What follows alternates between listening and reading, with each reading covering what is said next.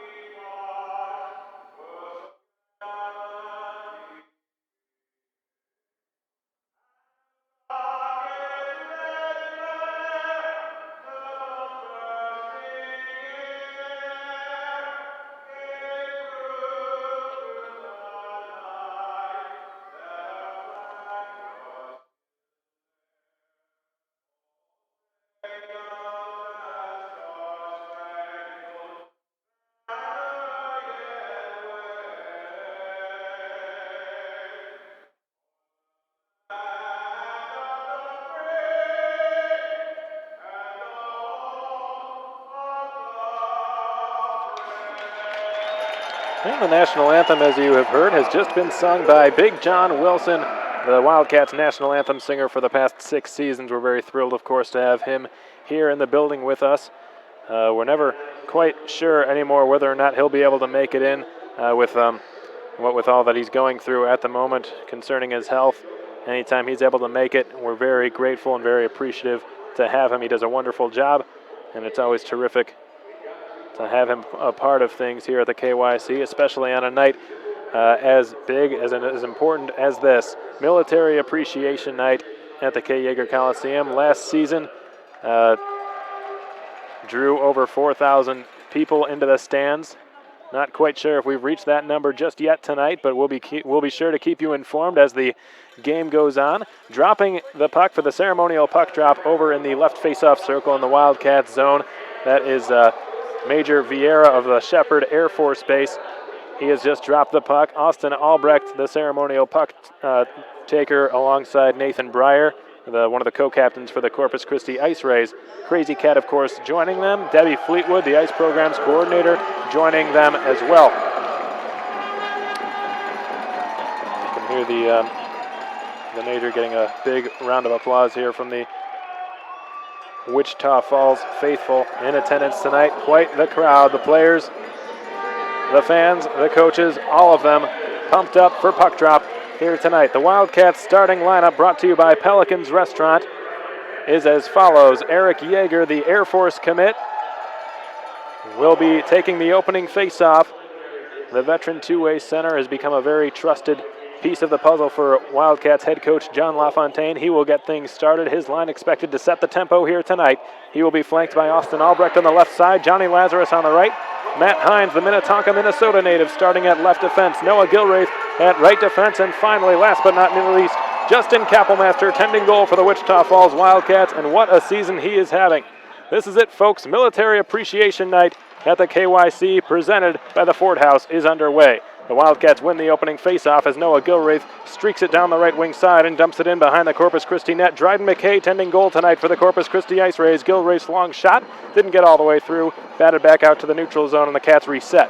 Hines finding Johnny Lazarus on the right side, tried to chip it ahead, hoping for Eric Yeager. It's batted down and played back into the neutral zone and beyond. This one's going to go the length. An early icing call will be made against the Corpus Christi IceRays. 27 seconds into this game, and the first period of Wildcats hockey is brought to you by American Classifieds.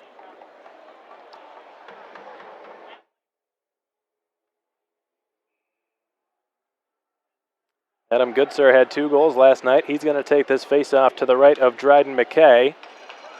Neither goaltender has faced a shot just yet. Puck bounces into the slot, chipped into the near corner. Bolio trying to whack it free there, hoping for Goodsir.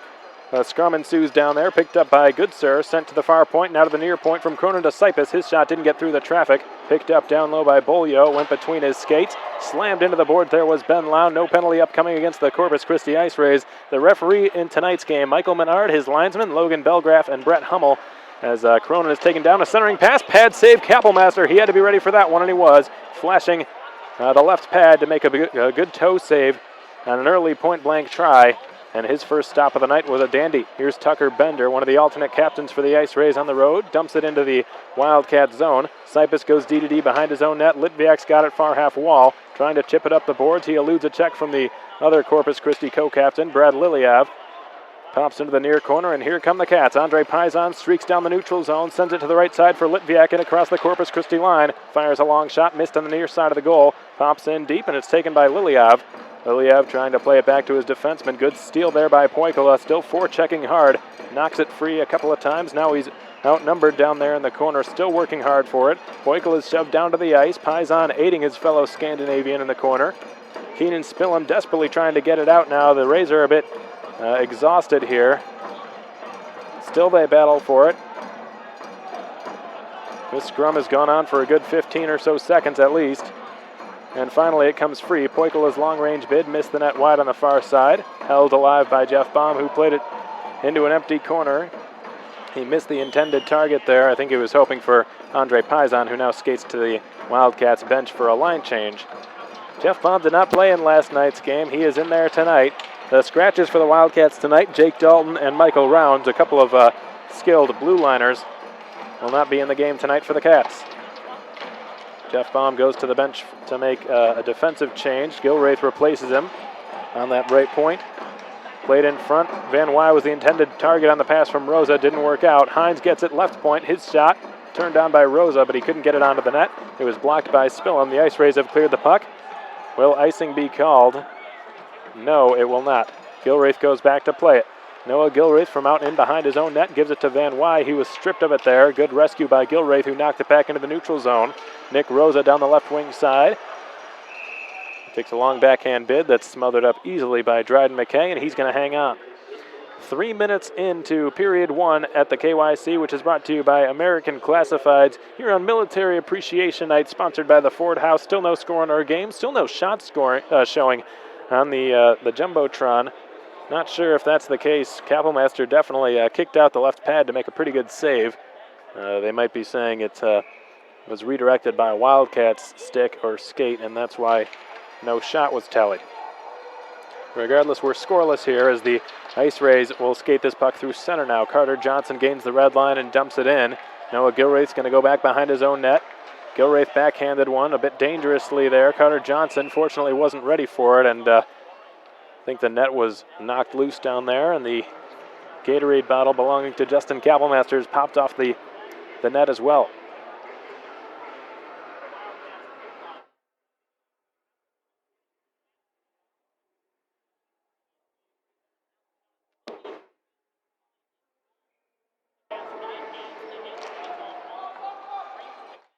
Neutral zone face-off won by the Wildcats. Long shot into the glove of Justin Kapelmaster, an easy save for him.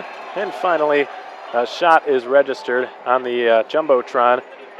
The first shot, official shot of the game, belongs to the Corpus Christi IceRays.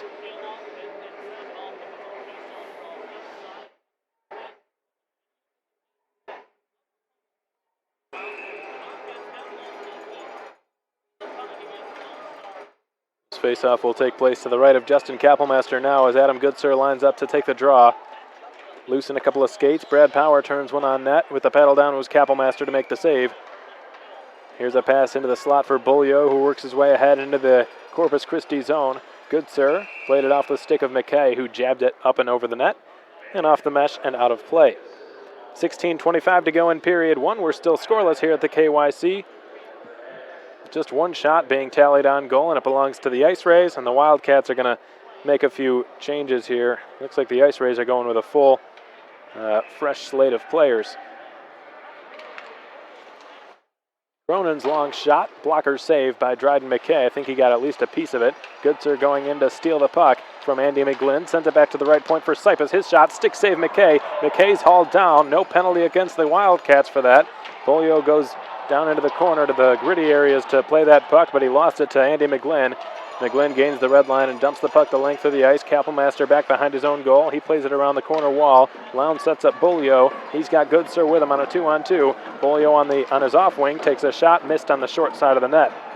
It's going to be picked up and sent back into the neutral zone by the IceRays, and Mason Kruger's got it in full possession. Swiped off his stick, centering pass. Here's a shot, score! The IceRays have scored first. For the first time this season against the Wichita Falls Wildcats, the IceRays have the first goal of the night. And it belongs to Colton Meekoff, who did not play last night. Meekoff's got his fourth goal of the season, and the IceRays lead 1-0.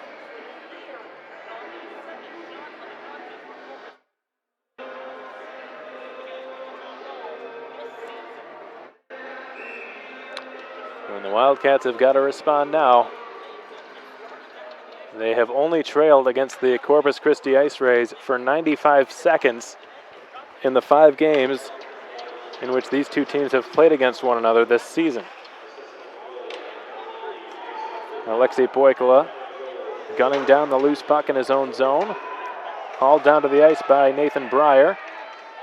Wedged loose from in behind the Wildcats net. Trevor Huser plays it towards the corner there. The IceRays trying to add an insurance goal here early in the first period and put the Wildcats on their heels a bit. Paisan trying to work it out to center. It's held alive temporarily. Played behind the Cats' net. Poikala on one hand trying to jam it up the boards. Nikita Litviak is tied up by Cody Lichtenvoort. Comes loose behind the net.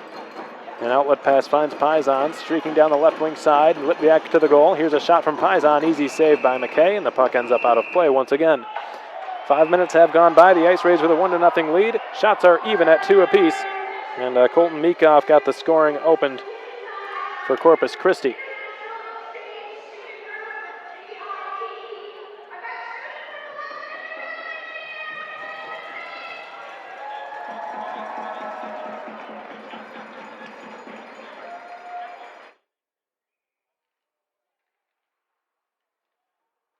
Here's Dom Cypus from the right point, fires a shot, goes off the backboards, and I think it hit the glass. Liliav's got it in the far corner. Van Wy pinning him to the boards there, trying to knock it loose. Burnett gets it.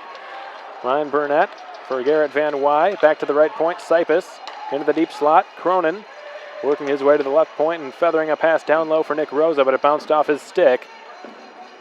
Here's Tucker Bender behind his own goal for Keenan Spillum.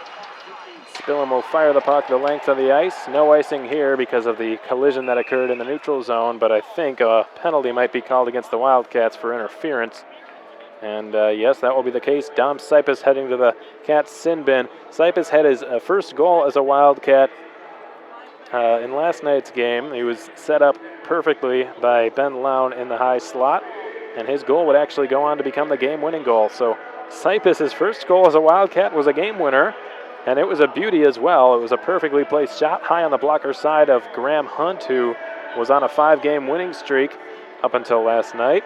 He is not playing today. The coaching staff didn't quite like what they saw from him, so he will not be playing today, barring any sort of self-destruction from Dryden McKay, who is playing in his first game in quite some time. McKay didn't play at all during the 5-game winning streak period for the Corpus Christi IceRays.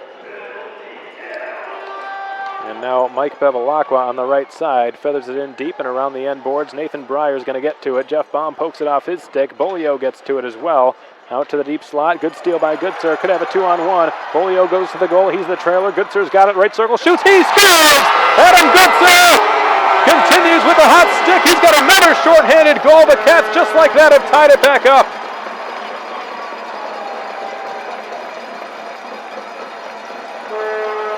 That is 20 goals for Adam Goodsir. And what better time to get his 20th than right now, right here on Military Appreciation Night. And what a shot that was. Boy, this kid can really bring it.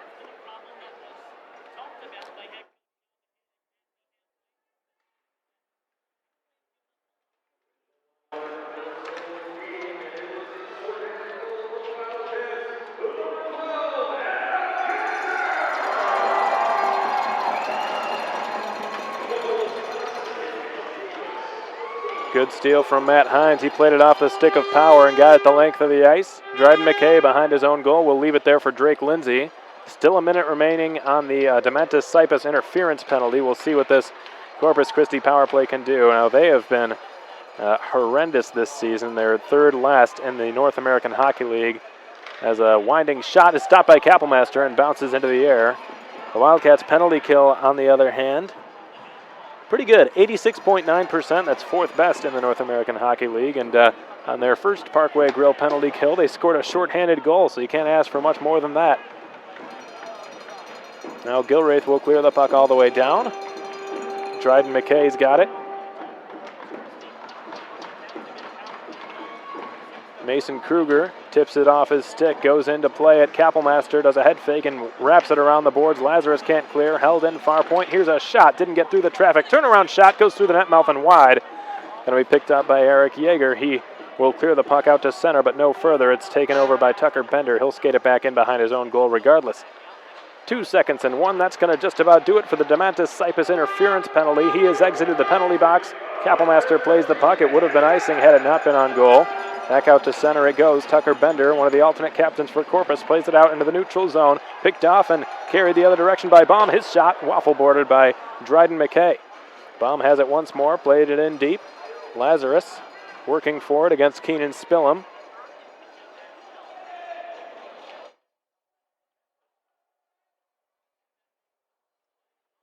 Pushed free in behind the net. Albrecht tries a wraparound bid, stopped by Dryden McKay, corralled by Albrecht. Some tired skaters on the ice for the Rays. Albrecht turns and shoots. It was blocked by Andy McGlynn, the other number 27, as Albrecht takes it back and sets up Eric Yeager through the neutral zone. Had his stick checked. Yeager collides with Keenan Spillum, tries to knock it loose. Albrecht in there trying to do some damage as well, and I think the puck ends up in the Corpus Christi bench and out of play. 11:25 now to go in period 1. 1-1 the score. The goals have been scored tonight by Colton Meekoff for Corpus Christi and Adam Goodsir for Wichita Falls. A shorthanded goal for Adam Goodsir on his 20th goal of the season. And that's his 30th point.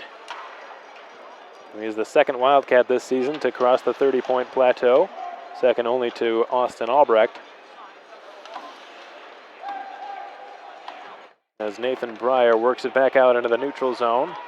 Cronin has to hustle back, or that's Van Wy rather. Here's a sharp bid from Breyer, stopped by Kappelmaster, who was square to the shot all the way. Garrett Van Wy doubling back now in his own zone. Van Wy looks and finds Ryan Burnett in some open ice. Burnett returns the pass for Van Wy down the right side. Van Wy pulls up and shoots. That one stung the defenseman for Corpus Christi. Can't quite tell who that is, but he's got his glove over his mouth at the moment. It went off his stick. I think that's Tucker Bender. No, excuse me, that's Trevor Huser. He blocked the shot. It went off his stick, bounced up and hit him in the mouth. And he may have to have some dental work done or some stitches perhaps. Like he's really been given a whole lot of attention over at the down there on the Corpus Christi bench. Wildcats now tasked with a defensive zone faceoff. They've won the draw cleanly, and Burnett will get it out over the Wildcats logo as it shot right back in. As Burnett's got it, or Baum rather. Baum will play it out to center, hoping for Paisan in behind the defense. It just missed him. What a pass that could have been. Colton Meekoff up the boards for Lilyav. Swiped away from him by Paisan. Out to center for Stevie Bryant now. Number 18 in white, Stevie Bryant backhands one onto the stick of Justin Kappelmaster. Jeff Baum goes off the far half wall. Nikita Litviak powers his way through center. Gains the blue line, cuts the net, shoots. Stopped by Dryden McKay, and a penalty upcoming against the Wildcats. McKay was run into there. Goaltender interference, I believe, or perhaps it could be a trip against the IceRays. Mike Bevilacqua, my apologies, this is a trip against the Corpus Christi IceRays. Mike Bevilacqua skating to the Corpus Christi sin bin. I think he tripped Alexi Poikula, and that's why Poikula just barreled over Dryden McKay. McKay, not a very large goaltender down there. And he was taken out of the play pretty hard. And for the first time tonight, the Wildcats go to the Jim Arnold collision power play, which had 2 goals last night. And they're now clicking at an even 23% rate, which is second best in the North American Hockey League. As they go to work, Baum slaps at it, keeps it alive. Bolio left circle, backhand pass. Poikula's got it. Far circle into the slot for Baum. Down low for Bolio, returns it to Baum. Baum walks the line, fakes the shot. Bolio's got it, left circle. Baum's away from there. That one missed high. Loose puck in front, bounces into the breadbasket of Dryden McKay, and he hangs on.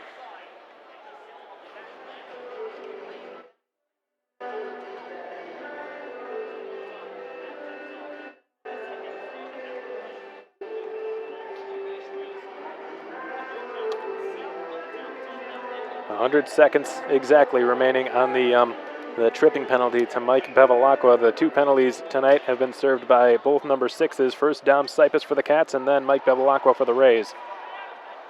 As Baum fires a backhand pass in the direction of Poikula, it bounced over his stick at the last second, and Lindsay's able to clear down into the Wildcat zone.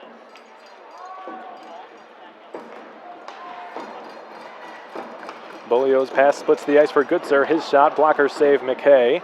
Picked up in the corner, Ben Lown for Austin Bolio. One-timer from Poikula. Check that, it was a slap pass, and it went off the stick of McKay. He kept it out at the goal line. My goodness, that could not have been more than a couple of inches from crossing the goal line. Dryden McKay with his best save of the night by far. Here's Noah Gilraith. Leads the rush, gives it to Albrecht on the left side. Albrecht sidesteps Bender. Puck comes loose. Spillum wraps it around the glass, and that one's going to go the length. All the way back down into the breadbasket of Kappelmaster, who will leave it. Noah Gilraith with 2/3 of a minute remaining on this power play. Nikita Litviak in across the line. Litviak drops it off for Gilraith, high slot. Gilraith tried to play it back door. Goes in behind the net, and the Rays have just cleared around the boards.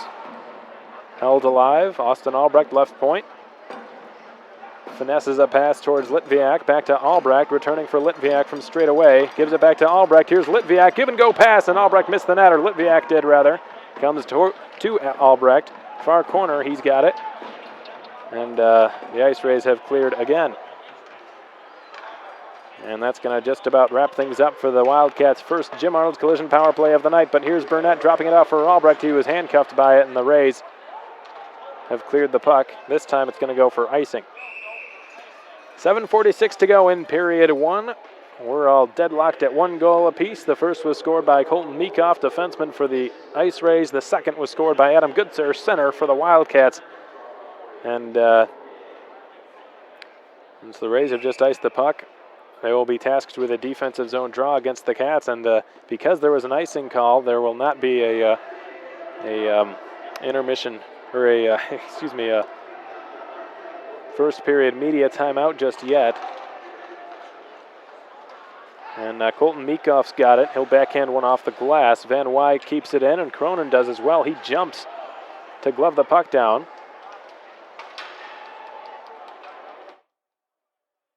Toby Kircher working for it along the near half wall. Cronin slaps it down low. That's Paisan down there, hoping to wedge it free. Long shot redirected. It went off above Alacqua ultimately, and he blocked the shot. Stevie Bryant getting to it first, turned it over. Good keep by Cronin. Backhander just missed the net wide. Paisan fighting for it against Trevor Huser. Wins the puck battle. Rosa tries to slip one back door intended for Van Wy. It was picked off, and the Rays send it back the other way. Nice Rays have dumped the puck quite a few times this tonight, and their lone goal was off a centering pass in which Kapellmaster didn't have a whole lot of time to react to it, so the IceRays' chances have been pretty few and far between, but they've been pretty good when they have gotten them. Lown with a good backhand pass for Bolio. He shot one through the net mouth. Russell's got it. He pinches in. Down low behind the net. Bolio tries to stuff it home. Picked off in the blue paint, and a clutch play was made by Tucker Bender. And now Drake Lindsay finesses his way down the left side, and he took a shot that went off the stick of Jeff Baum and out of play. 6:25 to go in period one. We're still knotted up at 1 goal apiece here. And the Wildcats, despite doubling the Rays in shots, have not managed to solve Dryden McKay except for just once on a snipe by Adam Goodsir.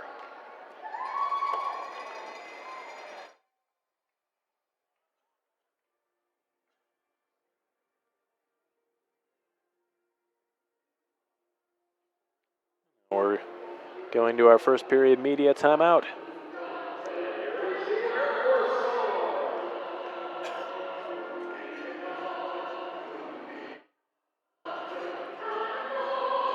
Adam Goodsir did not get a whole lot of power play time until penalty killing time until pretty recently with two-way centers such as Nick Rosa and Eric Yeager.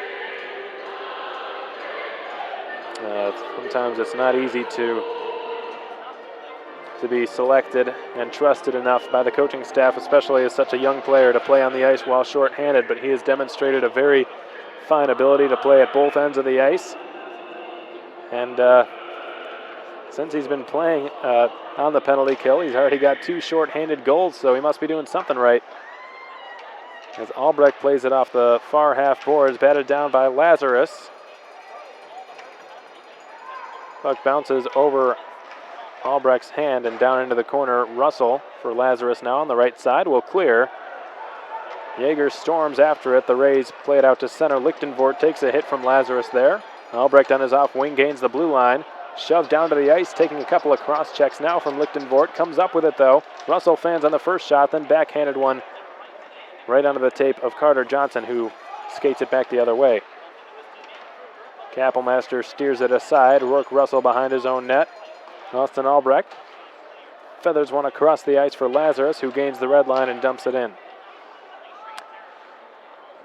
The Yeager line is off the ice for their line change as Hines takes over in the neutral zone. Gives one across for Poikila.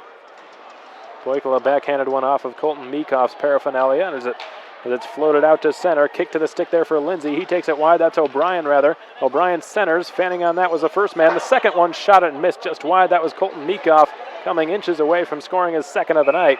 And the Wildcats have just cleared the puck over the glass and into the stands. 5:10 to go in period one. We're still knotted up at 1 goal apiece here. The first goal was scored by Meekoff of Corpus Christi. The second was scored by Goodsir of Wichita Falls. The Cats still doubling the Rays in shots, 8-4. Nick Rosa now will step in to take this defensive zone faceoff against Corpus Christi co-captain Nathan Breyer.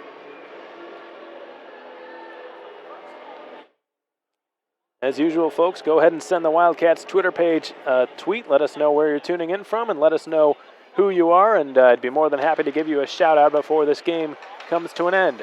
Keenan Spillum sends it across for a one-timer that was stopped by Kappelmaster on Tucker Bender. As it's corralled behind the Cats' net, Noah Gilraith hoping to play it up the boards, eventually does. Burnett's got it between his skates, corrals it to his stick, skates it down his off wing. Burnett into the slot, lost a handle on it, and then spins it in deep behind the IceRays net. Rosa centers, Burnett was handcuffed, he gets after it. Far corner, banks it in behind the net, Rosa's going after it. Rosa back to the left point for Hines. Hines across for Gilraith, he slap past one into the corner. Bender up the boards for Jimmy O'Brien. He's pressured by Garrett Van Wy. Comes loose for Nathan Breyer, who sends it across. And it had crossed the blue line before Noah Gilraith got to it. So an offside whistle is blown against the Wildcats with 4.5 minutes remaining in period one, and the game all tied up at 1.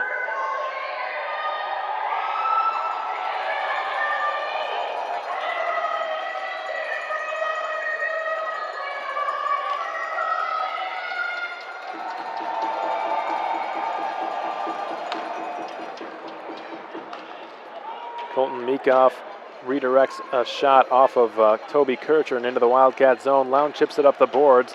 Held in Lichtenvoort, Sipus. Sipus outnumbered 2-1 down there. Goodsir aids him, and the loose puck comes to Bolio, who failed to clear it. Kircher goes after it in the near corner in the Wildcat zone. Pinned to the wall by Matt Hines, or that's Sipus rather. Sipus ends up with it and takes it behind his own net.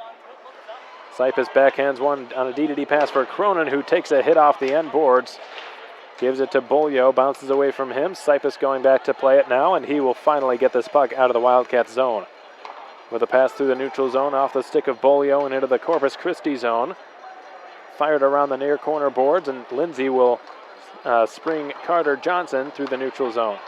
Back to Lindsay now. He negotiates his way into Wichita Falls territory. Tried to pass it to himself off the corner boards, gets to it eventually. Now Carter works it loose. Lindsay's got it far corner, in deep for Carter. Carter's wrapped up by Jeff Baum. Loose puck corralled by Rourke Russell, who will wheel his way ahead. Russell with a lead pass on the tape for Eric Yeager. Lazarus goes to the goal. Here's a shot pass that was redirected wide by Lazarus. Rourke Russell's bid, blocked, goes behind the net. Lazarus has it, looks to set somebody up. He has to spin away from Lichtenvoort down there.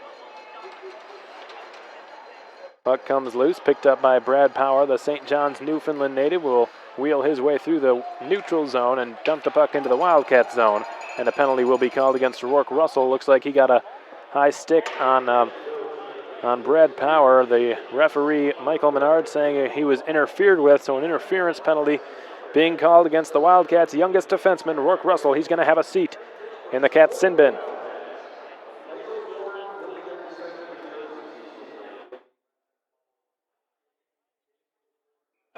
Well, the first time the Wildcats were tasked with a Parkway Grill penalty kill, they ended up scoring a shorthanded goal off the stick of Adam Goodsir. We'll see if that happens again, or if the Rays finally manage to come through on their power play. Pizon has cleared the puck the length of the ice. 2.5 minutes remain in period one. We're still tied at 1 goal apiece. Cody Lichtenvoort to the left side for Carter Johnson, or Andy McGlynn rather, who gains the line and dumps it in. Puck blasted around the boards, held in right point by Lichtenvoort, who fanned on the pass. McGlynn is waiting for it at the left point, instead goes to Liliev down low. Liliev banks it around the boards, Mason Kruger going after it. Getting to it first, however, was Pizon. He failed to clear it, goes in deep behind the net. Kruger tried to set up McGlynn, but it was cleared back out to the neutral zone. 1 minute and 9 seconds remain on the Russell interference penalty. The Wildcats haven't so much as conceded a shot on this Parkway Grill penalty kill thus far. Lichtenvoort gains the logo and fires it around the glass. Bounces off the stick of Kappelmaster. Chopped at by Cronin, not out. Held in Lindsay, quick shot from Power. I think Kappelmaster got just a piece of it as Litviak clears out to the neutral zone. Toby Kircher gets it back from Lindsay. Tobias Kircher dumps the puck into the near corner in the Cat zone. Kappelmaster plays it off the glass, held in well by Kircher. And he has played it over the glass and into the stands. A minute and 13 to go in period one, brought to you by American Classifieds. Just 32 seconds remaining on the Rourke-Russell interference penalty. The Wildcats hoping to go to 2 for 2 on the Parkway Grill penalty kill tonight. Their first penalty kill, as was mentioned, yielded a shorthanded goal. Nick Rosa is going to take this face-off to the left of Justin Kappelmaster against fellow right-handed shooter Mason Kruger. Adam Canepa loses it down there, sent back to the left point. Bevilacqua plays it down low. Here's Bevilacqua now in the high slot. Towards the corner for Johnson. His pass picked off by Nick Rosa, who chopped it back into the neutral zone. Colton Meekoff gives it across the ice. That's Andy McGlynn on the left side. He holds and shoots. Mask saved by Kappelmaster. Bounces all the way to the right point. Mike Bevilacqua wheels his way in and fires, and it's in. Mike Bevilacqua fires it off the equipment of Justin Kappelmaster and into the back of the net, and the Corpus Christi IceRays have regained the lead. It's 2-1 late in the first period.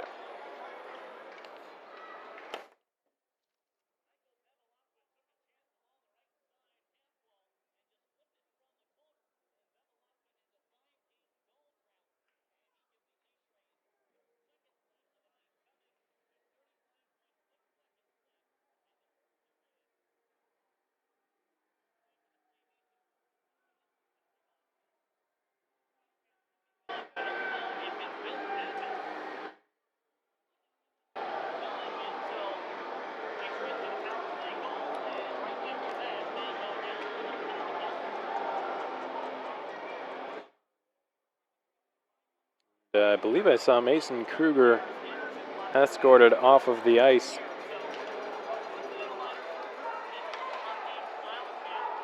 There might have been coincidental minors on that last play. There was some pushing and shoving between Kruger and Noah Gilraith. I do not see Gilraith out there either. We'll see what comes of that, but there's nobody in either penalty box at the moment.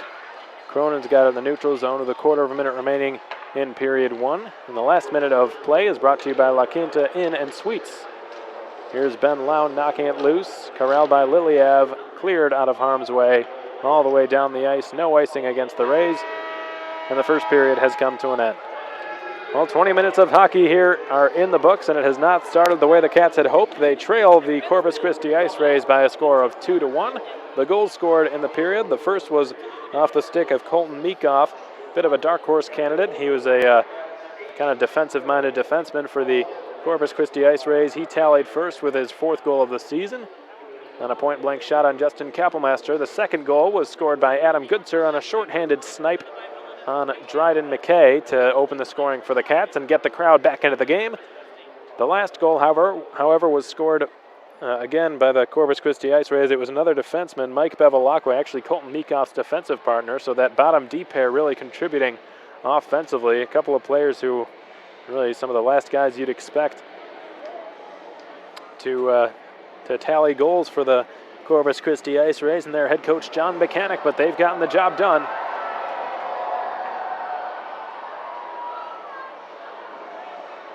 So 2-1 the score after one period of play. 8-7 the shots on goal in favor of the Wildcats.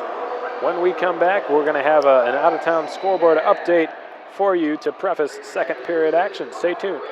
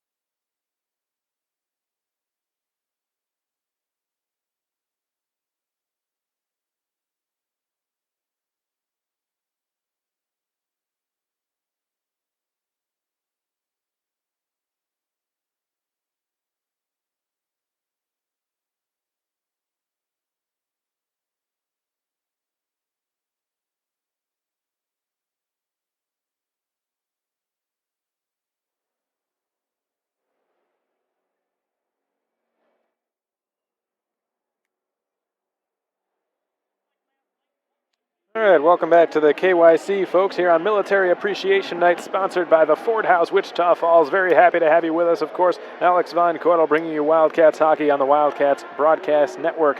Well, the game has not started the way the Wildcats faithful had hoped, nor the players, of course. They have not lost a game against the Corpus Christi IceRays this season, and going into this game, had only trailed the Rays. In 5 games played, they had only trailed Corpus Christi by a total of 95 seconds. So it has been a very dominant and one-sided season series by the Wildcats up till now. The Corpus Christi IceRays have played hard and have tipped the scales in their favor after being dominated again last night by the Cats. This time it's a little bit more even on the shots department. On the goals department, the Rays lead the Cats 2-1. A couple of shaky-looking goals in which Kapellmaster managed to get a piece of it, just not enough. The first came off the stick of Colton Meekoff. The second came off of the stick of his defensive partner, Mike Bevilacqua. Each goal occurred from the right side, which would be Kapellmaster's left side, his stick side. And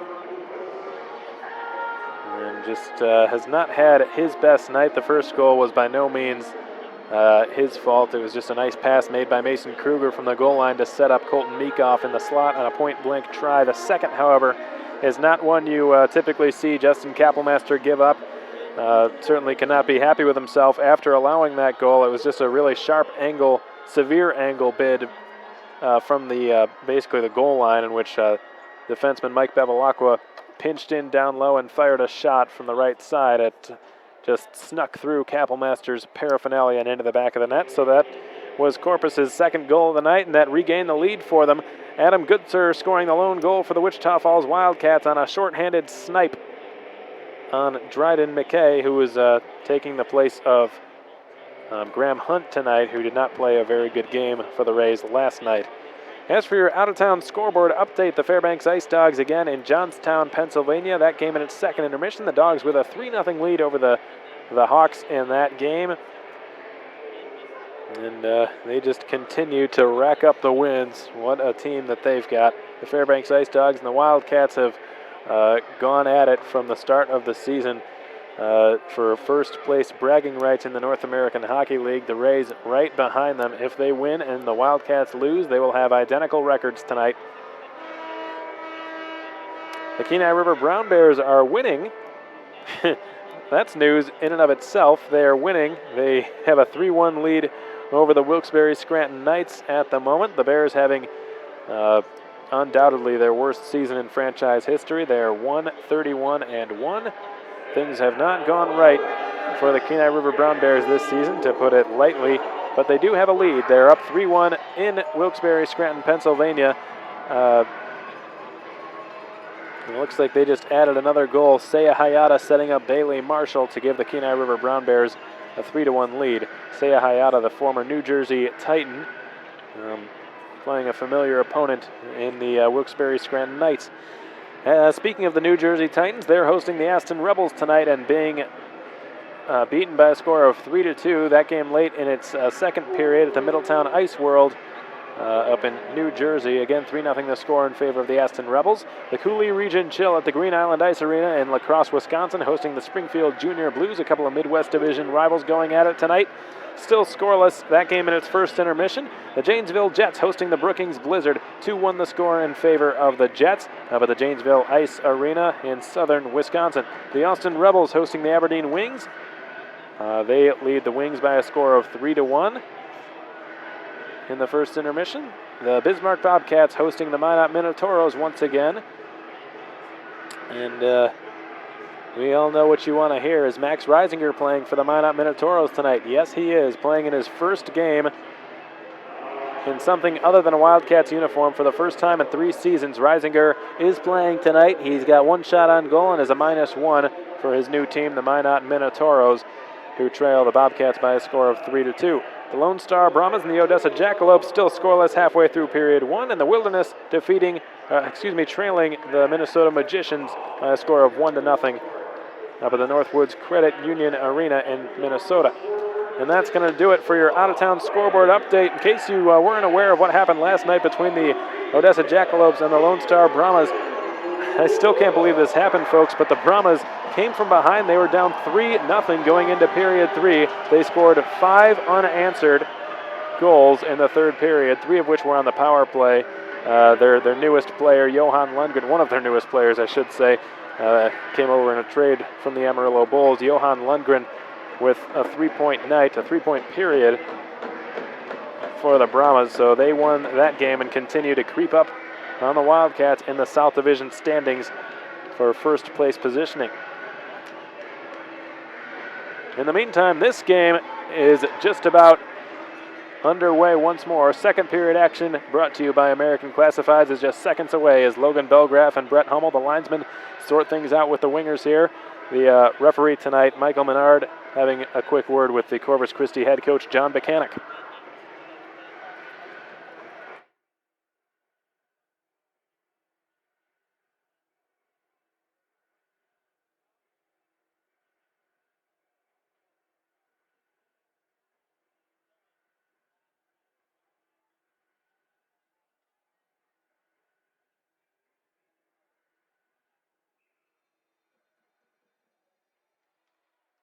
The puck drops and second period action is underway. The Corpus Christi IceRays win the first faceoff of period 2.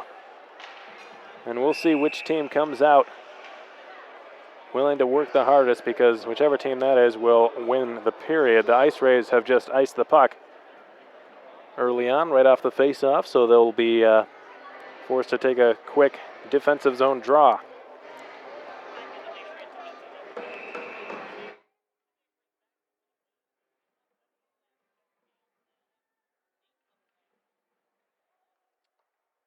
They get the face-off win. Behind the net, Lichtenvoort sweeps it ahead, and it's Breyer overskating it a bit. Lown had it poked off his stick. There's Goodsir now, trying to give it to Ben Lown on the right side. Missed him with the pass. Long-range shot from Cypus is fought off by Dryden McKay. Pops into the corner. Cronin holds it alive, left point, working for it 1-on-2. One possession of the puck, picked up Beaulieu. Beaulieu from the slot fires through the net mouth and wide. On the far side of the goal, Lown goes over to pick it up, tries to chip it back to Cypus. Big hit by Cronin on O'Brien, and that's going to be a penalty. Holden Cronin's going to go. Not sure what for. Looked like a clean hit to me, but the Canadian-born defenseman out of Regina, Saskatchewan is going to have a seat. Jimmy O'Brien just now getting back to his skates. That, to me, folks, looked like a good, clean body check at the blue line. It's not Cronin's fault that O'Brien had his head down. He had the puck. Cronin did not leave his feet as far as I could tell. Looked like a very clean hit to me.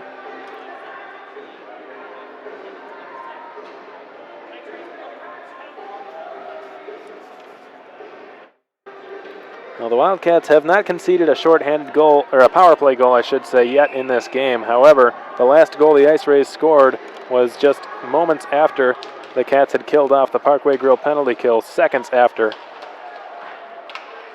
It might as well have been a power play goal, but they remain perfect on the night on the Parkway Grill penalty kill, looking to go to 3 for 3 here, and they've got a shorthanded goal. Their only goal was scored shorthanded by Adam Goodsir back in the first period.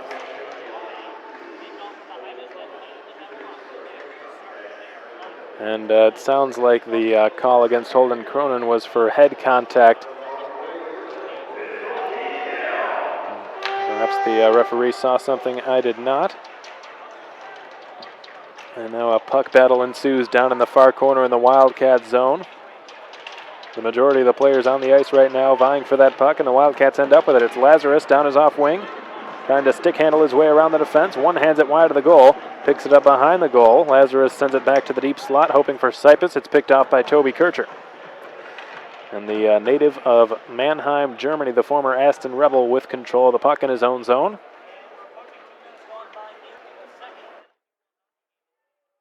Toby Kircher skates his way through center ice and dumps it wide of Kappelmaster. Goes off the corner, boards chipped back to the point. Kircher in control, plays it in deep. Hines wraps him up in the corner. It's going to be taken by Johnson, who eludes a check. He dodged a bullet there. Kircher fans on the shot, had his stick lifted, poked out to center ice, and the IceRays are going to have to regroup. Drake Lindsay for Toby Kircher. He had gained the red line when he dumped it, so no icing against the Rays. 20 seconds remaining on their power play. Lindsay towards the corner. Centering pass. One-timer from Power. I think it was blocked by Poikala. Picked up by Jimmy O'Brien, who takes a hit from Poikala. Wraps him up. Back to the far point. Kircher's long bid. Trickles on goal and is stopped at the goal mouth by Justin Kapelmaster. 6 seconds remaining on the Holden Cronin penalty for head contact. 17:20 to go in period 2. 2-1 the score in favor of the Corpus Christi IceRays, despite trailing on the shots department 9-7.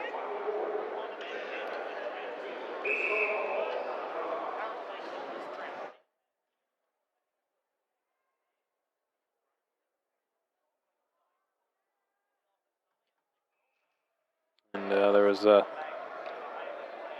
linesman Brett Hummel saw something he didn't like off that face-off, so he's calling for a redo. Rosa wins the draw. Russell plays it in behind his own net. Garrett Van Wy backhands one all the way down the ice. And here's Trevor Huser. Took a funny hop off the boards, goes into the slot. Canepa took his eye off it for just a second. That's all it took for him to be caught out of position off that funny bounce. Russell touched the puck on an offside play as Burnett had not yet regained the blue line, so an offside whistle is blown. Just under 17 minutes to go in period 2. 2-1 the score in favor of the IceRays. The goals tonight, both of the Rays were scored by defensemen. Colton Meekoff had the first, Mike Bevilacqua the second. The lone goal for the Wildcats, Adam Goodsir for his 20th of the year and his second shorthanded of the year. And the Cats have won the draw. Rourke Russell's pass was intended for Burnett, but it missed him and it was picked off, and Stevie Bryant shoots it into the Wildcat zone. Batting it down and playing it ahead was Jeff Baum, and it's going to be corralled and dumped into Corpus Christi ice by Garrett Van Wy. Burnett wraps up Bevilacqua down there. That's Spillum, rather. Burnett goes behind the IceRays goal and chips it back to the right point for Gilraith, who slaps one on net. Redirected just wide. Missed by inches on the short side of the net. Held in by Van Wy, taken by Rosa, far corner. Back to the left point. Hines fakes the shot, takes the shot, tipped wide. Bounced off the skate, I believe, of Van Wy in front of the net. Maybe it was Bender. Now here's Burnett centering. Rosa shooting. Pad save by Dryden McKay for his 9th of the night, and the puck has just been cleared beyond the blue line, so the Wildcats have to tag up. A couple of shots have just been tallied onto the shot total for the Cats, so it looks like Dryden McKay's got 11 saves on the night to Kapelmaster's 5, and what have we here? I believe the linesman saying that the IceRays are guilty of icing here, so the face-off will take place to the left of their goaltender, Dryden McKay.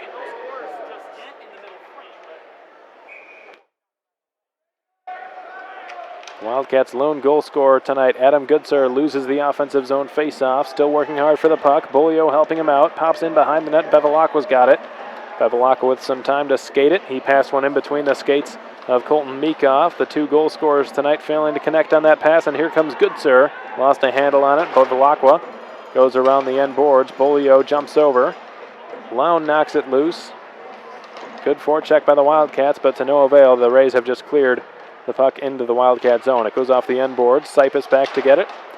Sipus are on the Wildcats corner boards, and it's Ben Lown. Ben Lown for Austin Bolio now. Bolio backhands one in behind the Corpus Christi goal. Eric Yeager tries a backhand centering feed. Nobody was there. Turns and shoots. Fought off awkwardly by McKay, but he made the save. And the Rays have just iced the puck. A quarter of this period has gone by. 2-1 remaining the score in favor of the Rays. It's been that way since late in the first period. The Wildcats have all but dominated this second period, however.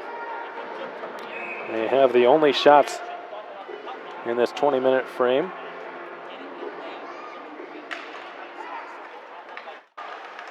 There's a long shot from the point, didn't get through the traffic. It was Russell who pulled the trigger. Russell's got it now in the neutral zone. Fires it in deep, trickles around in behind the net. Thrown on goal from a bad angle by Albrecht, and an easy save is made by McKay. McKay now with his 13th stop of the night on 14 shots.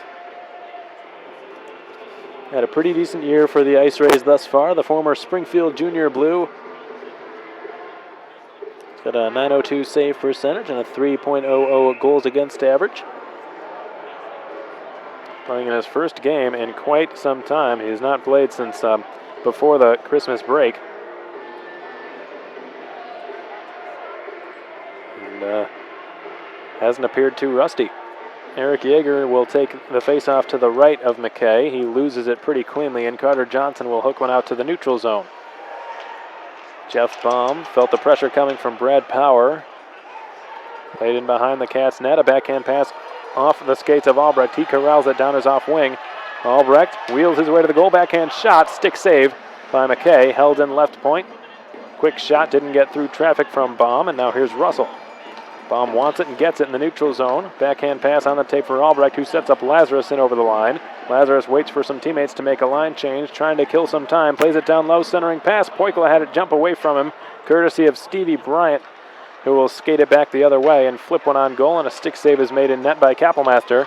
Hasn't seen a whole lot of action this period. That was his first shot, and it came from the neutral zone. Here's Poikla. He was tripped up by Bryant. No penalty. Kircher had it swept off his stick on a fine defensive play made by Jeff Baum.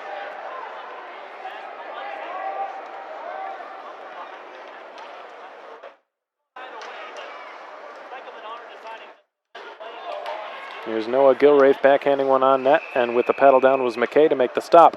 13:37 to go in period 2. It's 2-1 in favor of the Rays, who are doubling the Cats in goals, but the Cats are doubling the Rays in shots. It's 16-8 in that department. McKay has just been the superior goaltender up till this point in the game.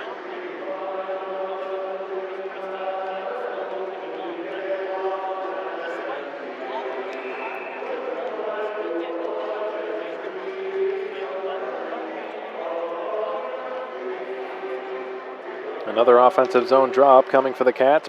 Brendan Miller wins it over Poikla, but Poikla gets to it first in the near corner, trying to chip it back up the wall for Gilraith, who was wrapped up, and the IceRays are out to center, and O'Brien carries over the Wichita Falls line, tries to deke his way around Matt Hines. He did so, but he was knocked down eventually. Gilraith now shoved down to the ice, took an awkward collision along the end boards. Paisan takes a chop at it, working one-on-one on Tucker Bender. Paisan drops it in deep behind the Cats net for Gilraith.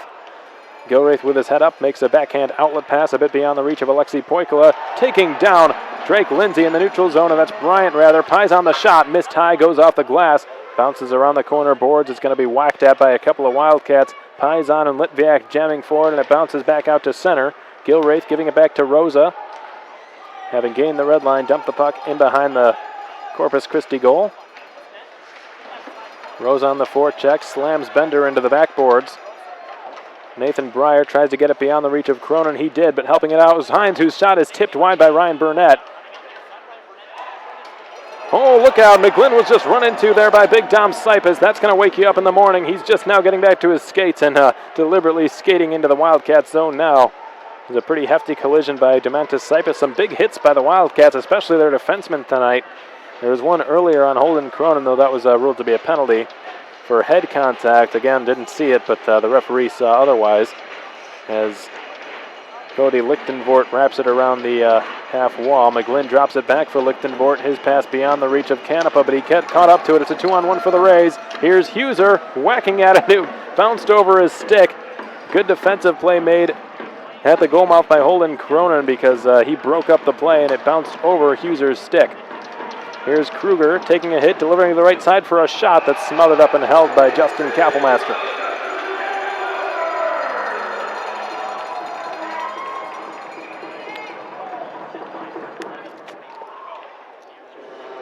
.11:44 to go in period 2. The Cats still trailing the Rays by a score of 2-1. This is the largest time that they have trailed the IceRays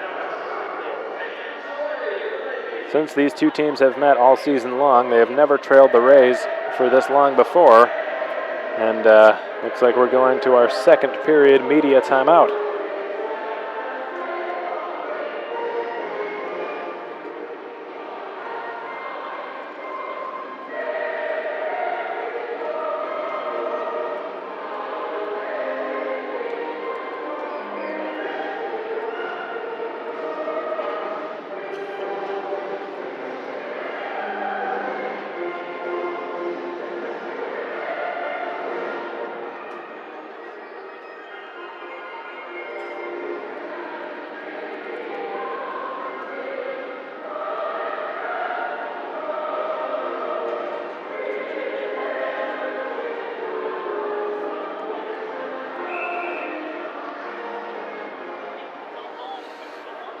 Well, the Wildcats taking a rare defensive zone draw in this period. They have outshot the IceRays 9-2 in period 2 as Austin Bolio swoops in to pick up the puck. He's run into at the line by Bevilacqua, who had already brought it back over across the blue line, and looks like an offside whistle may be ruled against the IceRays.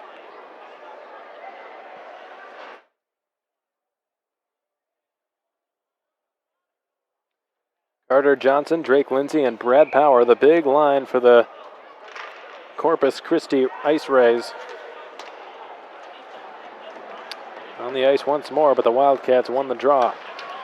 Goodsir got it across the Rays line for Lown. Lown pulls up, spins it in deep. Austin Bolio in behind the IceRays net. Sealed off the boards by Brad Power, chipped up the wall for Kircher.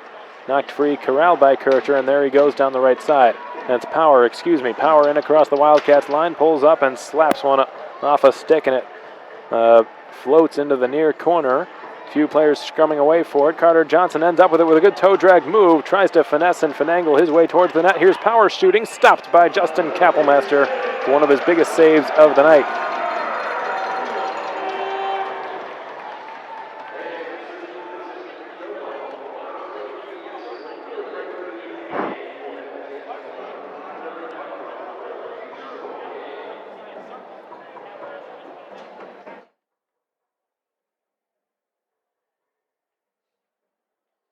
We approach the midway point of regulation time. 10:56 to go in period 2. The Rays still with a 2-1 lead over the Cats.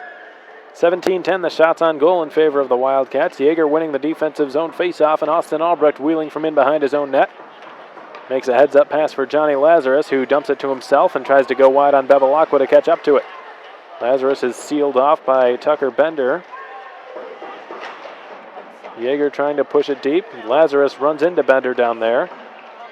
He's outnumbered, and Bender ends up with it eventually.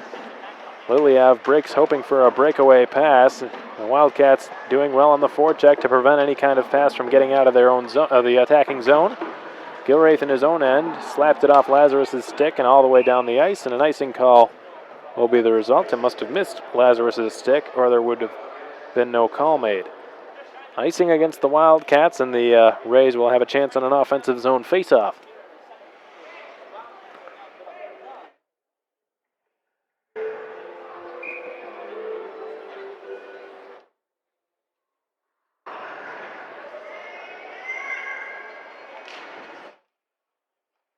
Here's a one-time shot from Lichtenvoort, pops up into the air. Kappelmaster couldn't see it. Turnaround bid from Breyer is stopped at the goal mouth and held onto by Kappelmaster. And look out, a fight breaking out in the goal mouth. Are they going to let this thing continue? No, they will not. The linesman stepping in, and Noah Gilraith found himself in a bit of a scuffle with Brendan Miller. The fans wanted to fight, but Gilraith by no means a fighter, and the linesmen, realizing that, have broken this thing up. I think Brendan Miller wanted to go. Gilraith didn't really want to, and Miller's going to be escorted to the IceRays sin bin. Gilraith being escorted to his.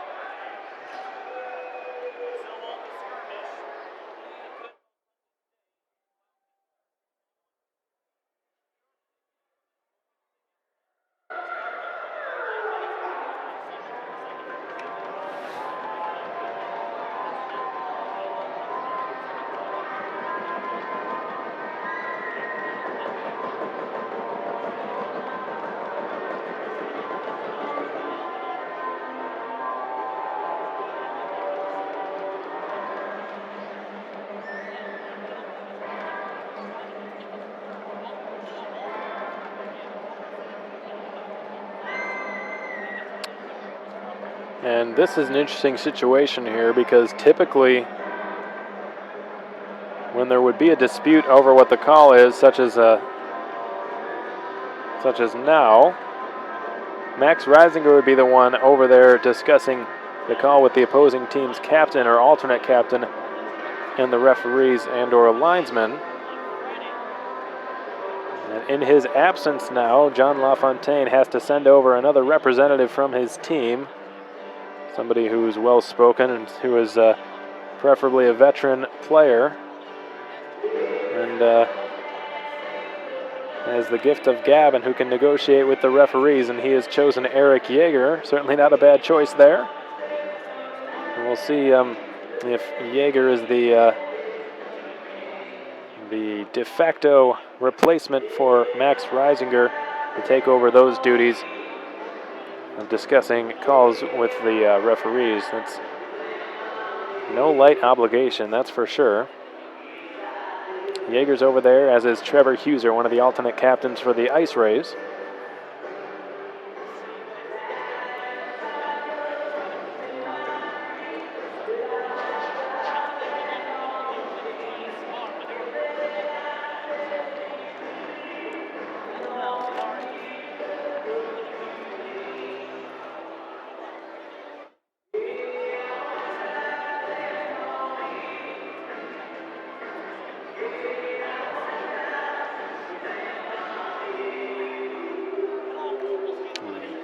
Jaeger and Huser now skating back to their respective benches. Jaeger explaining things to LaFontaine, Huser explaining things to Bacanic.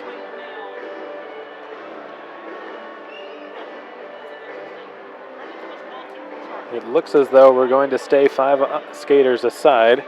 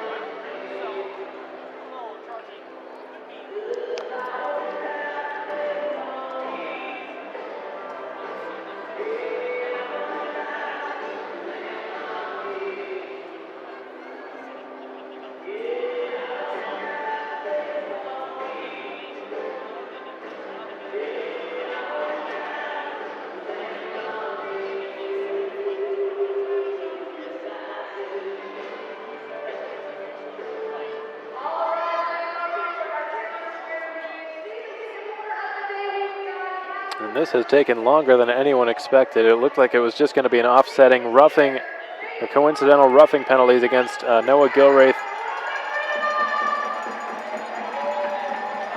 and Tucker Bender. Seems like it might have escalated to something more than that.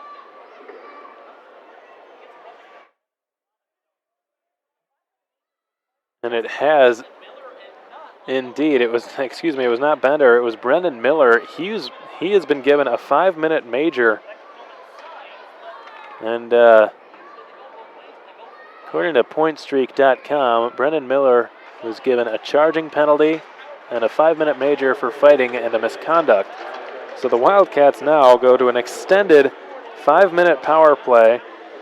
And this has been their best chance of the game up till now to tip the scales and level the score here at the KYC. As Beaulieu makes a weak outlet pass. He was picked off and fired back into the Cat zone, and Jeff Baum has a look. Baum delivers for Beaulieu, who returns it for Baum. In over the logo, sends it over the line for Poikala. Poikala backs off and gives it back to Baum. Tries to send one back door, hoping for... That was Johnny Lazarus waiting for the one-time shot, but it was broken up. We checked that it was Lown. It was broken up and redirected over the glass and out of play.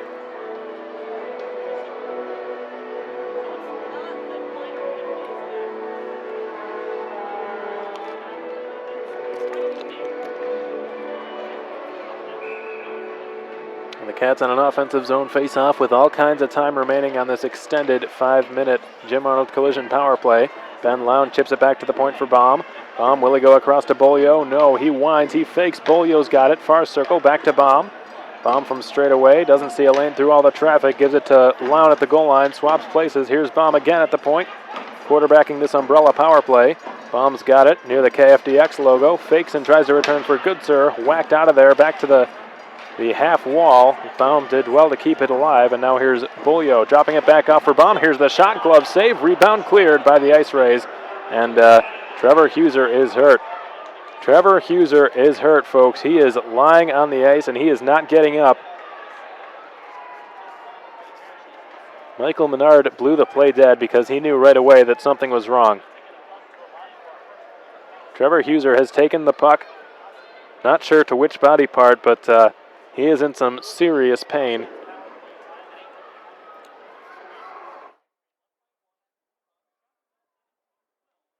The Corpus Christi IceRays trainer tending to him now.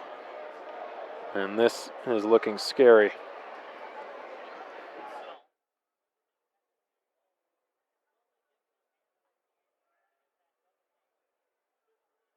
He is slowly getting back up to his skates and receives a round of applause from this Wichita Falls crowd. And stick taps from the players as well. Huser's being aided off the ice by a couple of his teammates, Mike Bevilacqua being one of them, and Brad Liliev another. Huser, one of the alternate captains, handles a lot of the captaincy duties, as you saw over with Yeager to discuss the 5-minute major penalty with Michael Menard, the referee tonight. And Huser is a pretty tough player. Remember back earlier in the season against the Corpus Christi IceRays, the Wildcats were down in Corpus Christi at the American Bank Center, and Reisinger delivered a pretty hefty check on Trevor Huser along the half boards near the corner boards, and Reisinger was ejected for the hit. It was sort of a hit from behind. And Huser would return to that game despite being rattled and shaken up. Hines wants the puck. Yeager's got it near circle, plays it down low, and it's Austin Albrecht. Albrecht turns and shoots, tipped on goal by Yeager, stopped, though not seen, by McKay. Wrapped all the way around the boards by Tucker Bender, who got the puck the length of the ice for Kappelmaster to play it. 3.5 minutes remain on this extended 5-minute Jim Arnold's collision power play. The Wildcats haven't gotten quite the chances they've been looking for just yet. Nikita Litviak down the right side, taking it wide on Bevilacqua, who seals him off emphatically along the end boards. Chipped free from Yeager to Lazarus. Lazarus back to the point for Hines. Hines walks the blue line, returns for Lazarus. Lazarus right circle, looks for the backdoor play. We'll just drop it back for Hines. Hines into the slot, cuts to look for a lane, doesn't see one, so he plays it towards the corner. Now in deep, it's Lazarus once more, coming off the left half boards. Played it down low for Austin Albrecht. Albrecht got it back to Hines. He winds, he fires, stopped by McKay with the right pad. Rebound on Yeager, stopped on the backhand shot. Albrecht tried to slip it in front, and it's picked off and cleared off the glass. Held in Hines. Did well to play it down from his glove to his stick. Here's a one-time shot. They score! Johnny Wilbur let it rip from the far circle. He was set up by Matt Hines, who was quarterbacking that power play right from the start. And the Wildcats have tied this game up on the Jim Arnold's collision power play. It's 2-2.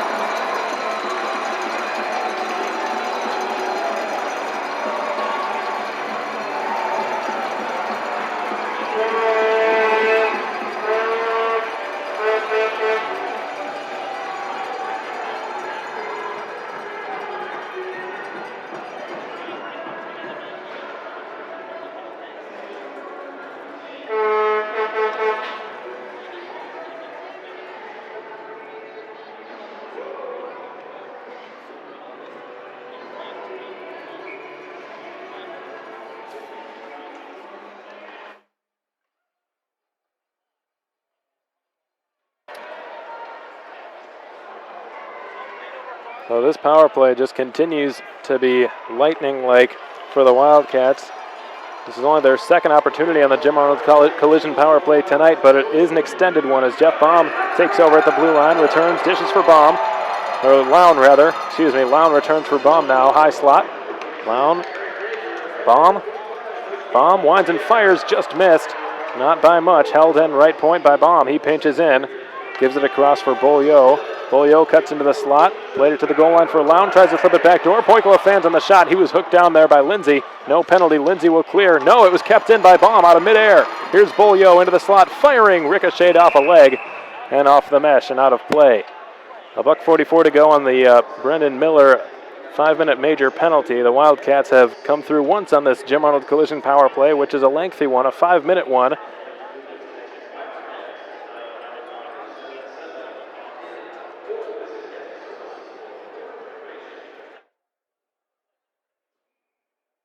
Eric Yeager to take an offensive zone draw. Albrecht gives it back to Hines. Hines already with an assist on this extended power play. Could he have another? Albrecht one times at blocker save by Dryden McKay. Albrecht's got it near circle.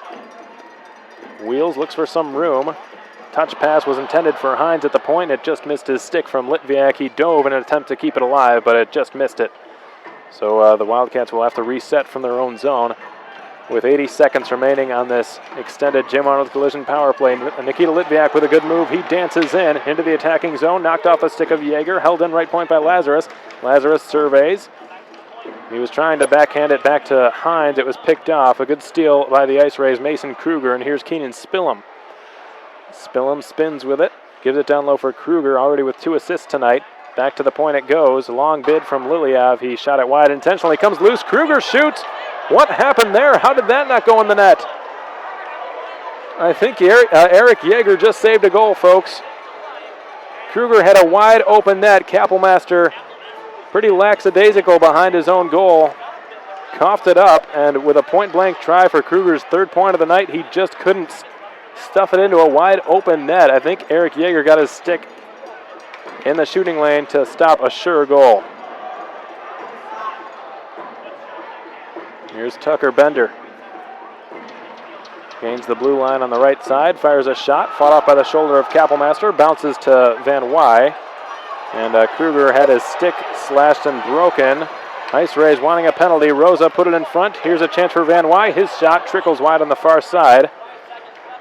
And the IceRays have just cleared the puck down, and that's going to wrap things up for this very long Jim Arnold collision power play. Ryan Burnett skates through center, gains the Corpus Christi line, fires a shot, easy stick save McKay, bounces off the back of the goal, and McKay puts his glove over it and gets a stoppage of play. Just under 5 minutes remain now in period 2. The score all deadlocked at 2 after Johnny Lazarus hammered home a one-timer from the far circle on the power play. So at least the Wildcats managed to convert once on that extended Jim Arnold collision power play.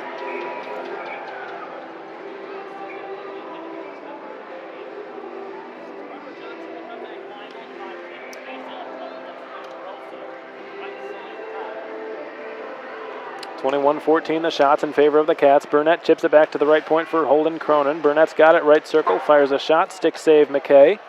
Into the far corner, Sipus feathers it in deep over the stick of Van Wy. Burnett centers, Rosa shoots, save made, rebound Van Wy, shoots, who scores? Grant Van Wy has given the Wildcats the lead for the first time of the night. And the Cats have got all the momentum on their side. This military appreciation crowd is really getting into this one. It's 3-2 Cats.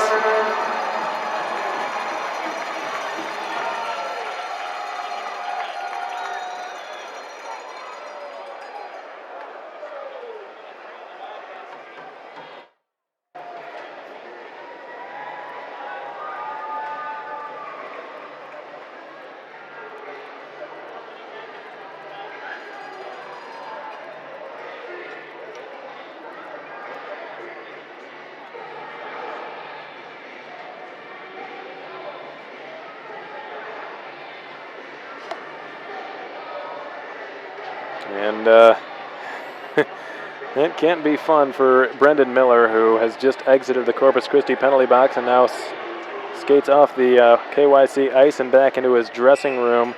Not sure if the night is over for him, but he has just had to sit in the penalty box and watch as the Wildcats clawed their way back into this game and have gotten themselves their first lead of the game. Garrett Van Wy with his 8th goal of the season. And a Wildcats penalty now upcoming.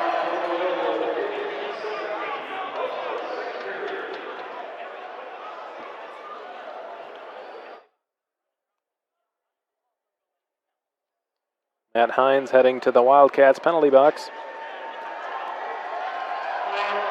For the first time of the night, Brad Lilyav will be joining him in his penalty box. One of the co-captains for Corpus Christi going to have a seat. And I believe these will just be offsetting penalties. And we remain at 5 skaters aside.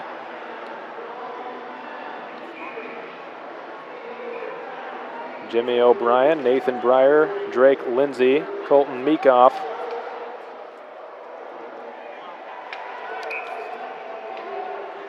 And Mike Bevilacqua, the skaters for the IceRays. Holden Cronin, Dom Sipus, Ben Lown, Adam Goodser, and Austin Bolio on the ice for the Cats. As a long bid is kicked away by Justin Kappelmaster. Ben Lown with a good rink-wide pass for Bolio. Storming down the left side, protecting that puck, spins it in front. Goodser scores! His answer! His second of the night.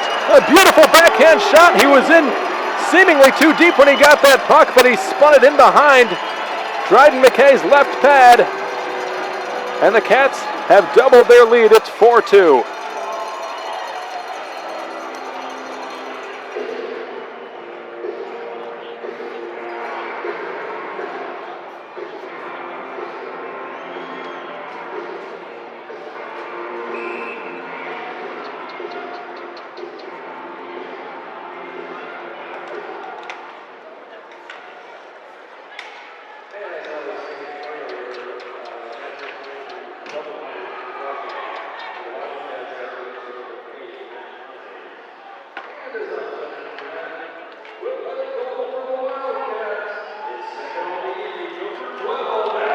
Nikita Litviak pursuing that puck, and icing call will be made, or no, perhaps this might be a penalty.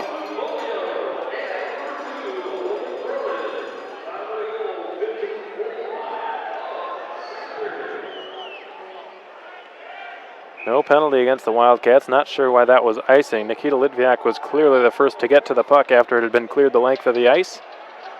But the faceoff will take place in the Wildcat zone. Off the tie-up, it bounces to Kappelmaster, who will stick it into the corner. Baum rattles it off the glass and out to center. Bounces away from Colton Meekoff, who spins away from Litviak. Knocked free and out into the Cat zone. Good back check by Poikla. Comes loose for Mason Kruger. Slammed into the boards there was Andy McGlynn. Rourke Russell tries to bank it around the boards, comes out into the slot, and it's going to be carried out of harm's way by Andre Paisan. Played it off the stick of Nikita Litviak, who batted it down well. Jabbed into the corner there by Russell. Going after it now is Poikla, near corner. Spun around the end boards by Paisan, picked up by Kruger, sent out to the left point, held in Cronin. Cronin in deep for Litviak. Outnumbered down there, comes loose. Cronin pinches down the boards, batted back to the far point. Litviak holds it in and shoots, and it was blocked. That's Yeager, rather. Sipus now right point. His shot blocked. Second chance. Yeager shoots. Stop. Rebound. Score! Eric Yeager! And the Cats have a 5-2 lead. They are running away with this one, folks.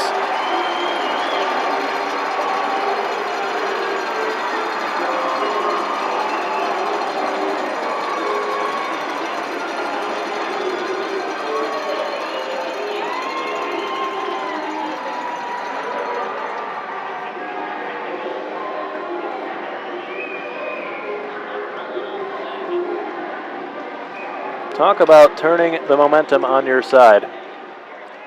4 unanswered goals for the Wildcats, all in this period, all within the last 6 minutes. Here's Johnny Lazarus with a chance. Lazarus holds, shoots, blocked. Comes back to the right point for Sipus. In deep, Lazarus centers. Albrecht shoots it. He had to kick it from his skates to his stick, so it bounced on him a bit, and he shot it high and over the net. Cronin's long bid blocked down in front. Picked up by Lazarus, mishandled, corralled by Bryant, who will shoot it over the glove of Cronin and all the way down the ice.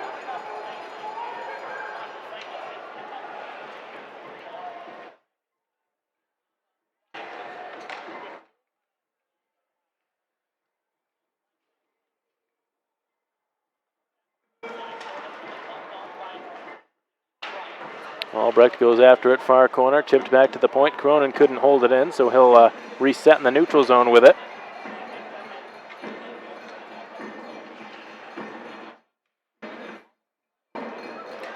Wheeling from in behind his own net was Rourke Russell, given across for Burnett, bounces on him, corrals possession of the puck, peels off, shoots, blocked. Second chance again, stopped by McKay with the left pad. Not sure who fired that second chance on net. Took a funny bounce there. Not sure if it was Russell or Burnett, but McKay had to be alert and made a good left pad save.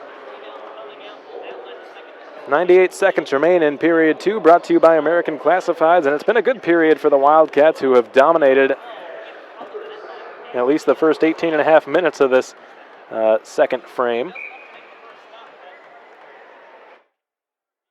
4 unanswered goals for the Wildcats in this period. Johnny Lazarus, Garrett Van Wy, Adam Goodser, and Eric Yeager all have one, as Rosa's shot is stopped by McKay. Goes in behind the net for Burnett. Burnett's hauled down. He tried to center, picked off Canepa. Canepa flies down the right side. Dumps it into the far corner. McGlynn going after it. Oh my, what happened here? Rourke Russell, it looked like, just shoved a man down to the ice. The fans applauding. And some confrontation ensuing here. I didn't quite see what happened, folks, but there's certainly quite a few people here who did, based on the reaction of the crowd. Rourke Russell's going to have a seat. Nope. He will leave the ice. And we'll see if Rourke Russell's night is done. I wish I could tell you what happened, folks. I'm not sure. Did not see it. And they're not showing it on the replay here. Rourke Russell visibly frustrated. And looks like the player he took down, number 20, Adam Canepa, who Wildcats fans may remember was the unfortunate player a party to the Austin Albrecht fight way back on October 9th in Corpus Christi. Austin Albrecht with a pretty clean win in that fight over Adam Canepa.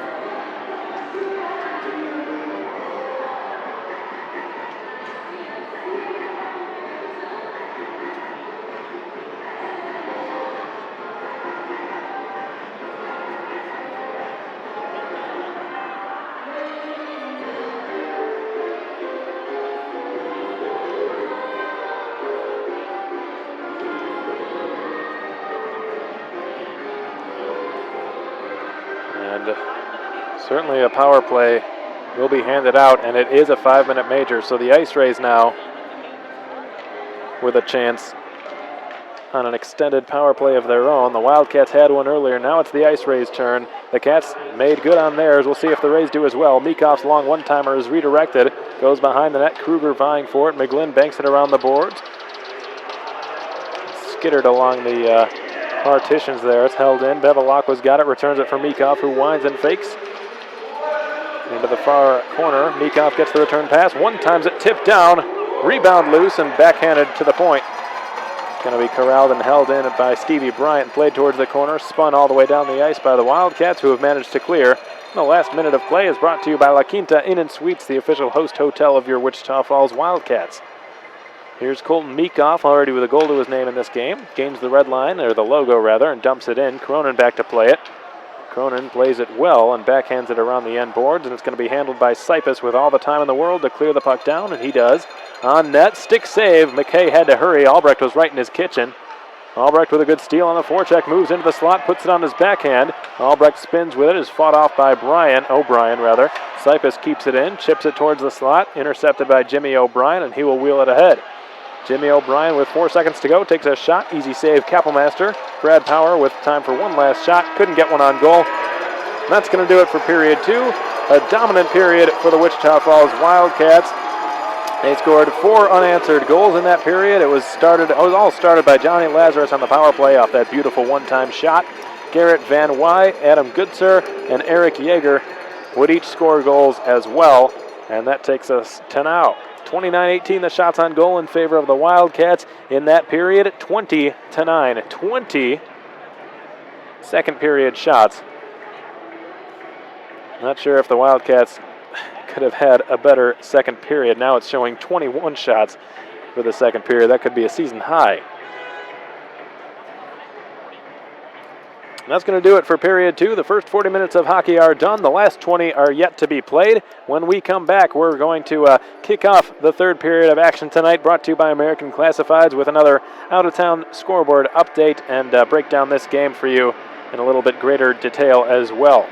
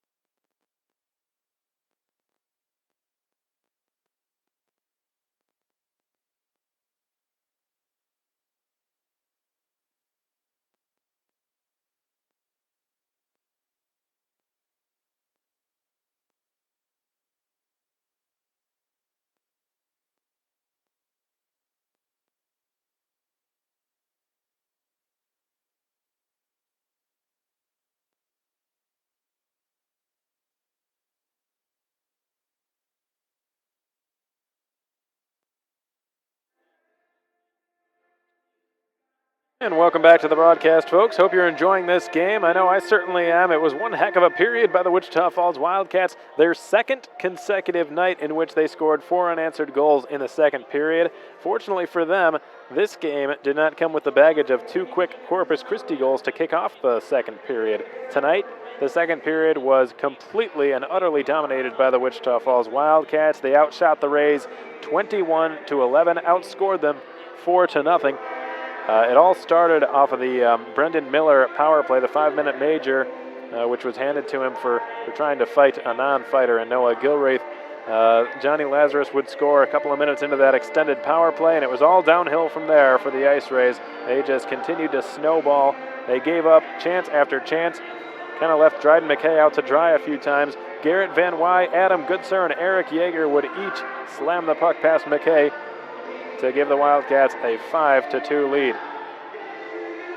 However, the second period ended on a bit of a low note. Rourke Russell, it's been confirmed, will not return to this game. He's been ejected for head contact, a game misconduct dealt out to the Wildcats' youngest defenseman, Rourke Russell.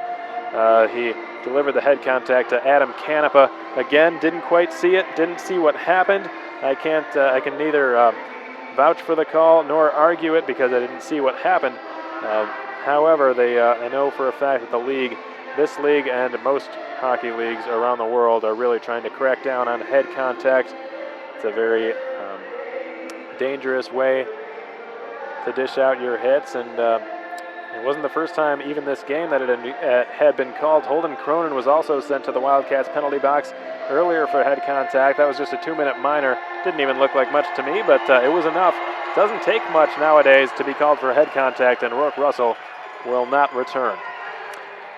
As for your out-of-town scoreboard update, real quick, Fairbanks has just shut out the Johnstown Tomahawks in their own rink. Kenai River has won a game, and that's the first time that's happened in 4 months. The Kenai River Brown Bears have finally gotten a win, and it came tonight at the Rev Ice Center in Wilkes-Barre, Pennsylvania, over the Scranton Knights, 4-2 the final in Wilkes-Barre.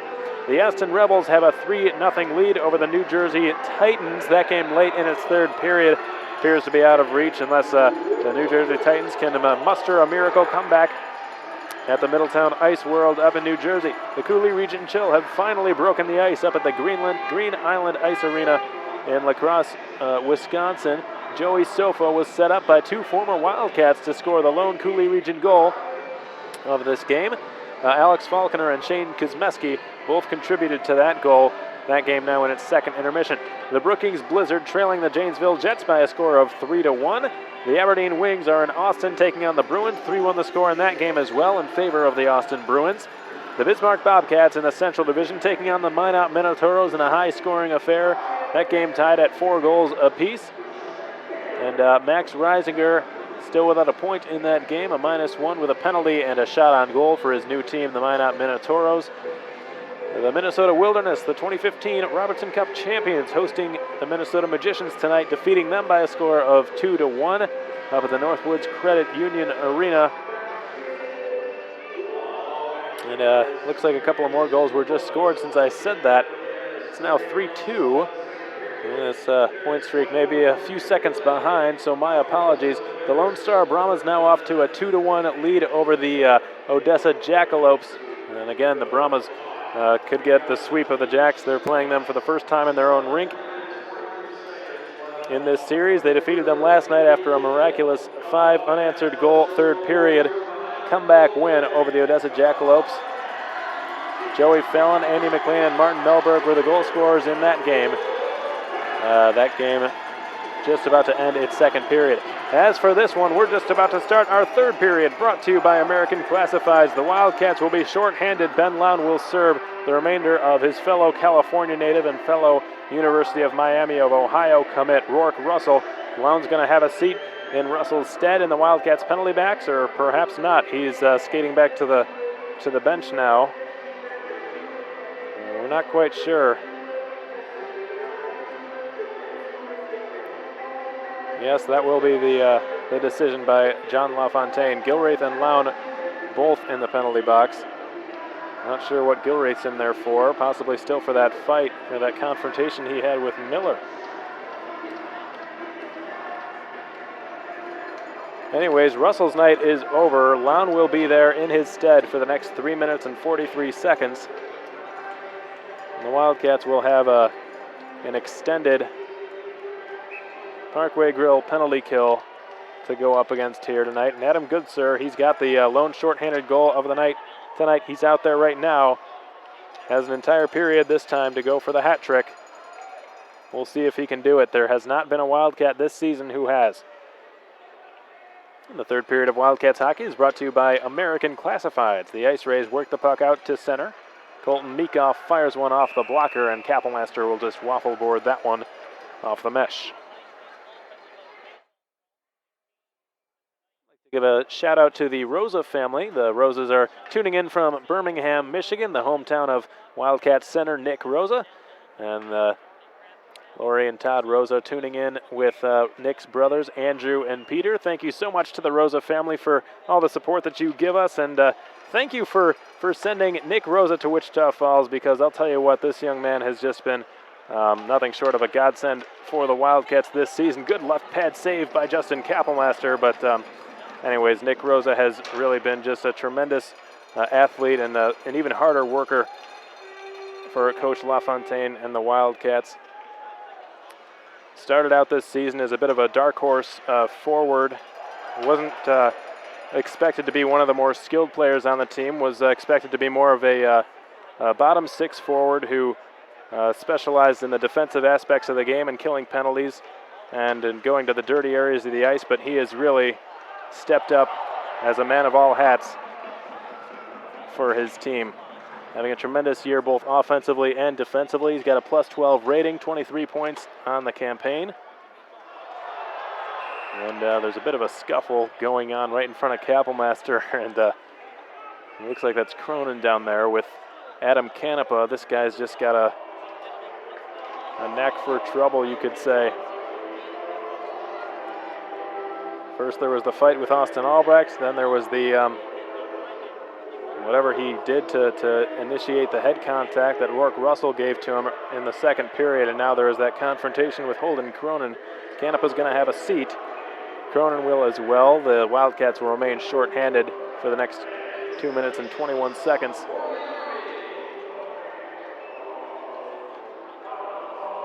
And right now they've got 5 skaters on the ice. They've got to do something about that. There's some confusion as to which players are supposed to be out there. Matt Hines taking a spot off the ice. And the IceRays look to go to work here. If they want to get themselves back into this game, then this is a big chance to get a goal. But the Cats have a shorthanded 2-on-1. Van Wye has the puck. Lazarus to the goal. Save made by McKay with the right pad. Second chance on goal stopped by McKay once more, and he's going to hang on to that one.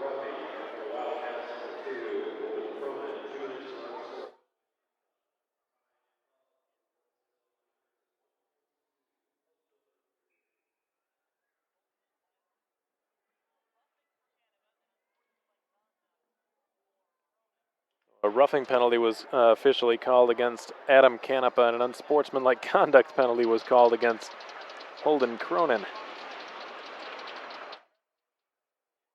Penalties offset. The IceRays still with about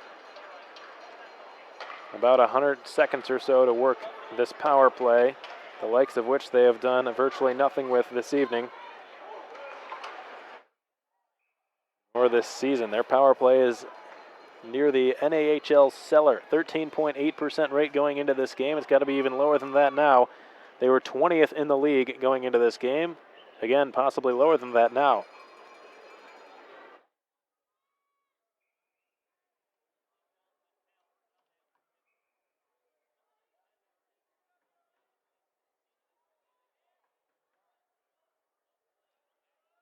Gilraith being let out of the Wildcats penalty box now.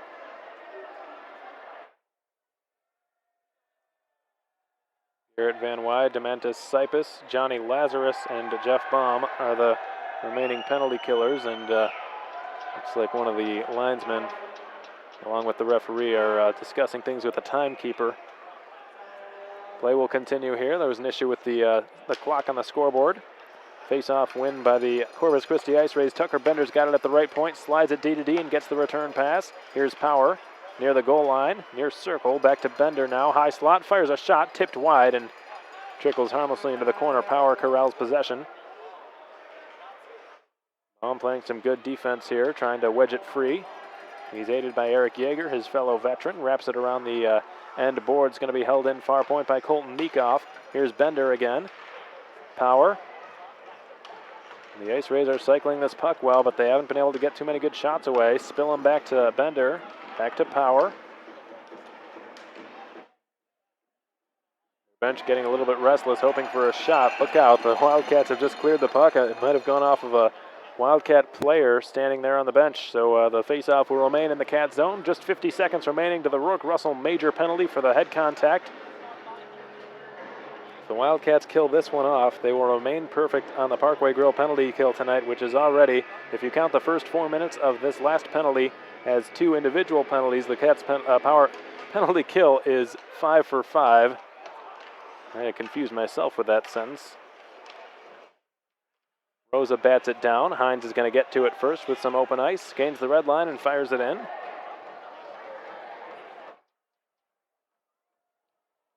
Here's Mike Bevilacqua.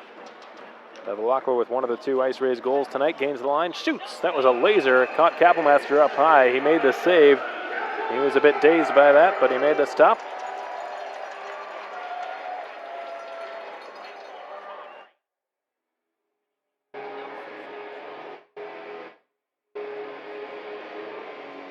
Thank you very much to Greg and Sue Van Wy with their friends Craig and Jamie Beeson, tuning in all the way from Seattle, Washington, the hometown of Garrett Van Wy. Thank you so much to the Van Wy family for supporting the Wildcats on the Wildcats Broadcast Network. We hope you enjoyed the goal that Garrett scored tonight for his 8th of the season. It was a gritty goal. He worked hard and got to the front of the net and buried the rebound past Dryden McKay. Well, the rebound was conceded off the initial shot by Nick Rosa. And Wy is another player who has worked his way up the ranks on this team. Because of all these players who have really stepped up and improved in such a short time since being here, that's a large part of the reason as to why the Max Reisinger trade was even considered, let alone took place. But after speaking with the coaching staff, it sounded like with all the skill that was coming through this organization, from the bottom up, the Wildcats were just, the organization was just in search of players who would be more willing to take the bottom 6 roles, and Reisinger had just been passed by a lot of players in the skill department. Unfortunately, part of the business, part of the way things go. Again, he will be dearly missed. And we'll be sure to keep track of his progress throughout the season as he is with his new team, the Minot Minotauros. It's the first time in 3 years that he will be wearing a uniform other than this one.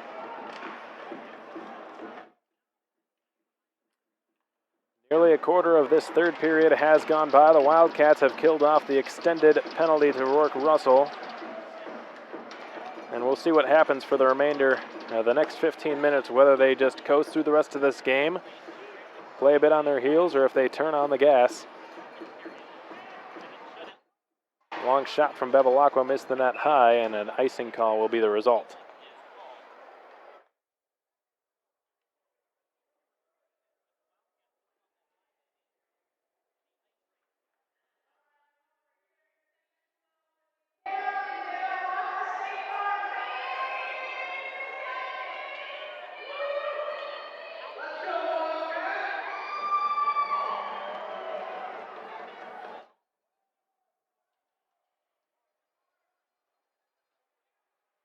Andre Pizon near the near corner wall, courts possession to the other number 20, Adam Canepa. A little bit surprised to see him still in this game. An offside whistle is blown against the Wildcats. The linesman Brett Hummel blows his whistle. 5-2 the score in favor of the Wildcats, who, despite getting off to a rocky start, the first half of regulation time, in fact, they were losing, and they really, really turned things around, scored 4 unanswered goals, all in the second period, and that just goes to show how quickly the tide can turn, especially in this sport. It all started with the penalty, the 5-minute major penalty to Brendan Miller. When he tried to fight Noah Gilraith, he ended up in the box for 5 minutes. The Wildcats with an extended power play, giving them a power play, just a 2-minute minor, is not a good idea because they've been at the top of the North American Hockey League in the man advantage all season long, and they're going to go. Nikita Litviak has dropped the gloves. He's going to go at it with Cody Lichtenvoort in the neutral zone. He is hammered down to the ice. Litviak gets back up. Are they breaking this one up already? Yes, they are. The linesmen interfere immediately, and that's a clear win for Cody Lichtenvoort. Nikita Litviak really got it handed to him there. And he's going to skate off the KYC ice. The fans really appreciating his efforts despite not winning the fight.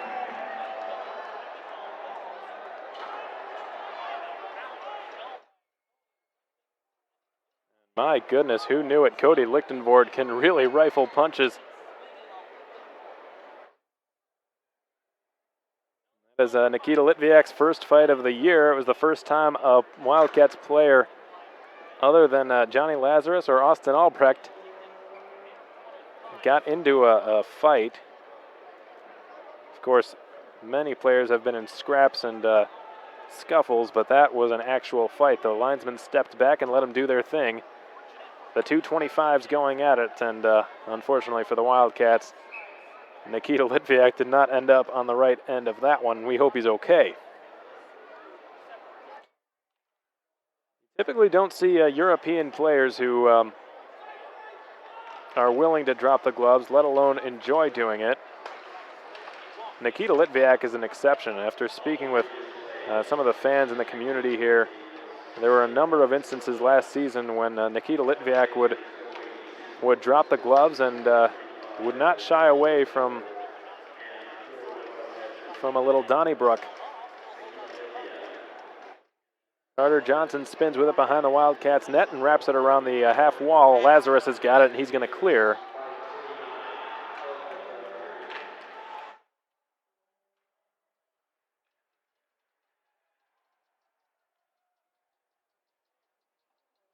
Now here's Nathan Breyer.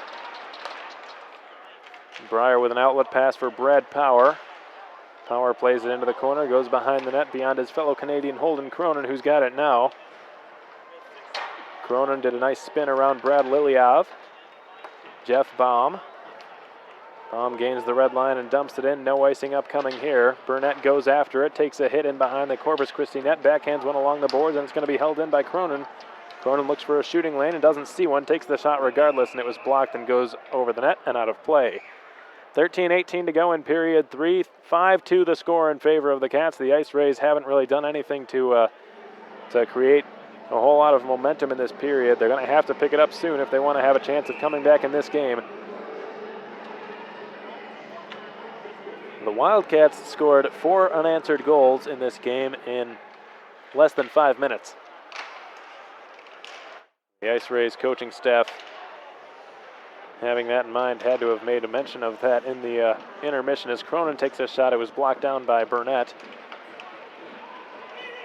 But that's how quickly a lead can evaporate. Baum battles for it. On the far corner boards in the Cat zone, Burnett's got it between his skates along the half wall. Bryant turns one, tried to get it on net, but it was blocked and ends up out of play. Now Baker's dozen to go here at the KYC on Military Appreciation Night, sponsored by the Ford House. And the Wildcats, of course, extending a heartfelt stick tap to the servicemen and women who protect and serve our great nation, showing their appreciation in the best way they can here tonight with a 5-2 lead over the Corpus Christi IceRays. Kircher had it stripped off his stick by Ben Loud, and here come the Cats. Austin Beaulieu gains the blue line. Beaulieu takes it wide, puts on the brakes, looks back to Gilraith. He's got a left point, takes a shot, tipped and blocked, and the Rays will skate it out of harm's way. Keenan Spillum to the left side. Carter Johnson, or Andy McGlynn rather, takes a hit to make a play. He gets it in deep.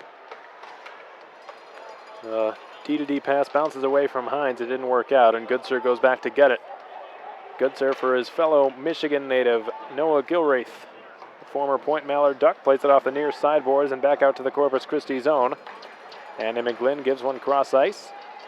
McGlynn gets it right back from Bevilacqua, gains the Wildcats line. He's tied up by Matt Hines, and it's picked up and skated the other direction by Paisan.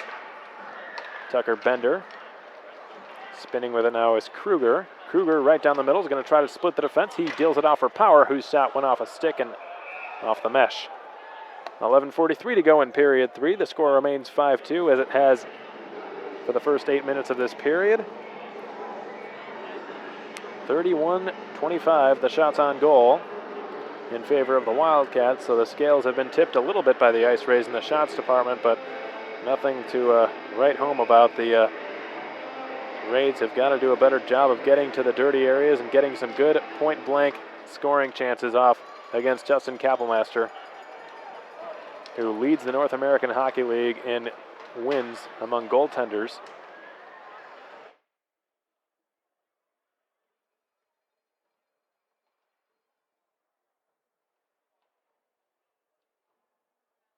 The puck is worked back to the left point for Jeff Baum, who played it off a stick, and again it goes off the mesh.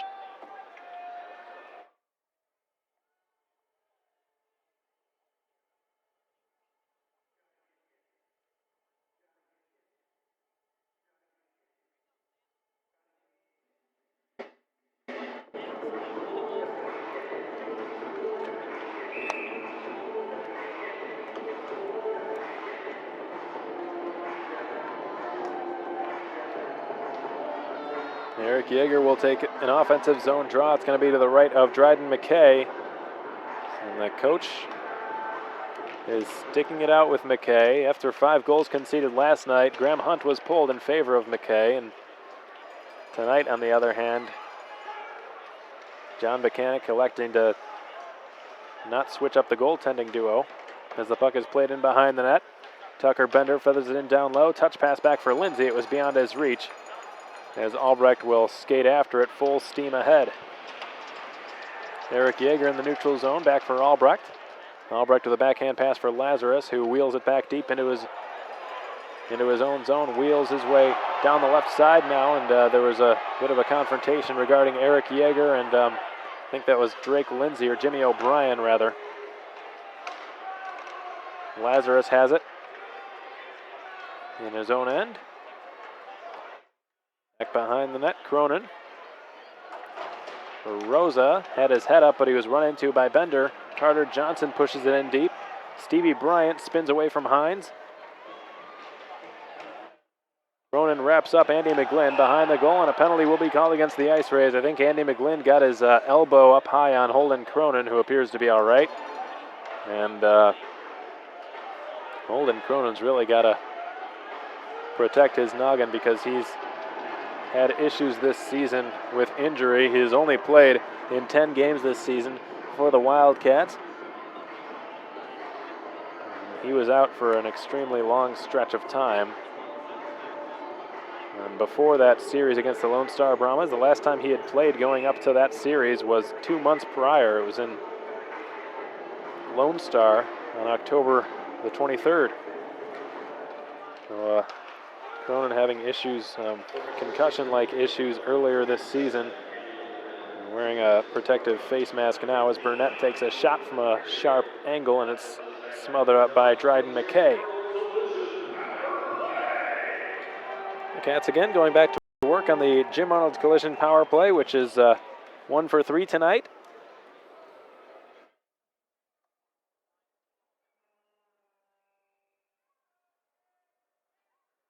Just 1 for 3.5 if you count last minute of the 5-minute major. Here's Noah Gilraith walking the line, swapping places with Garrett Van Wy. Van Wy wants it, but Gilraith gives it to the goal line for Nick Rosa. Rosa hangs on, switches with Paisan, gives it to him. Rosa to the front of the goal. Here's a shot, ricocheted wide, picked up behind the net, and the net's been knocked loose.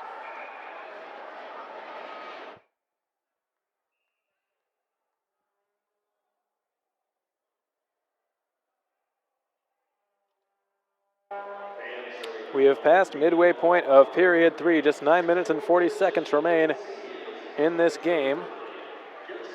Barring any sort of serious surge in momentum for the IceRays. 5-2 the score, 33-25 the shots on goal, both favoring the Wildcats.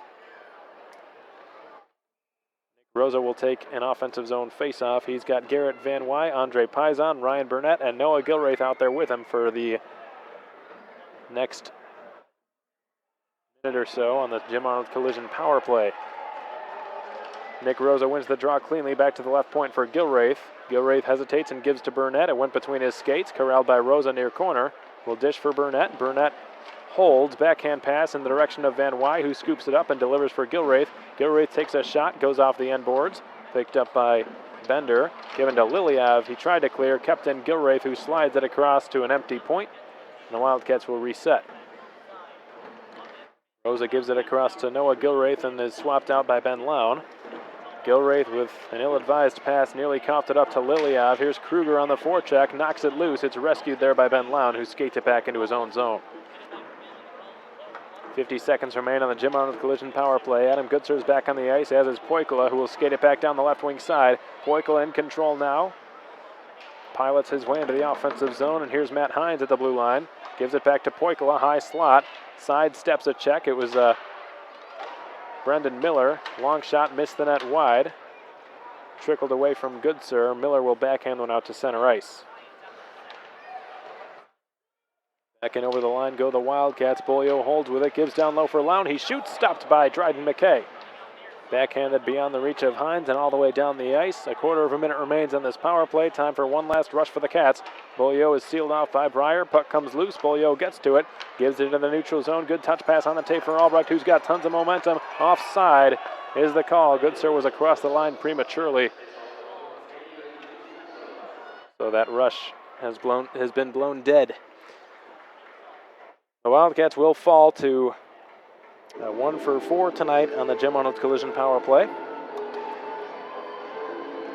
But the goal they did score was a big one. It came off the stick of Johnny Lazarus on that beautiful one-time shot from the far circle, which would tie the game back up for the Cats, and that's what started this whole surge in momentum for Wichita Falls.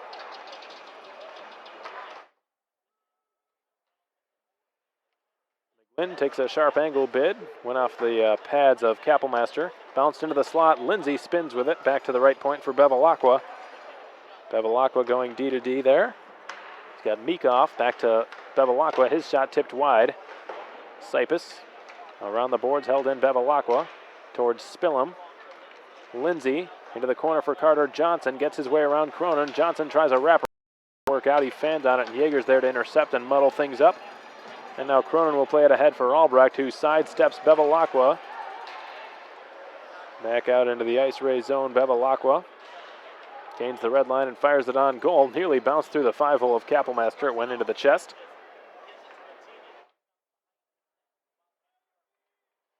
Here's Jeff Baum working his way out from in behind his own net. Baum with an outlet pass, too far for Burnett, so an icing call will be the result against the Cats.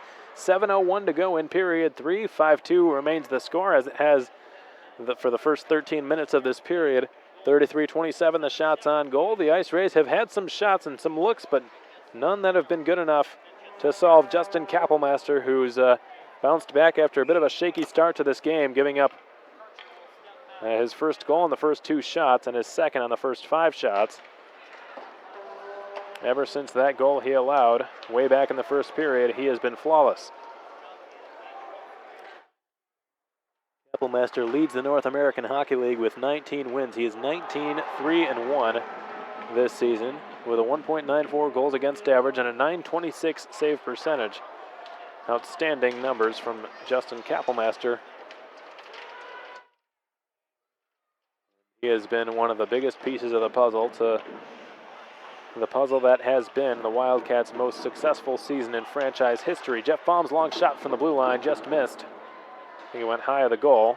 Backhanded up the near glass. Burnett trying to keep it in. Gilraith one-hands it further, and an offside whistle is blown. 6:17 to go now in period 3. The Wildcats maintaining a comfortable 3-goal lead, and it looks like now we're finally going to our third period media timeout.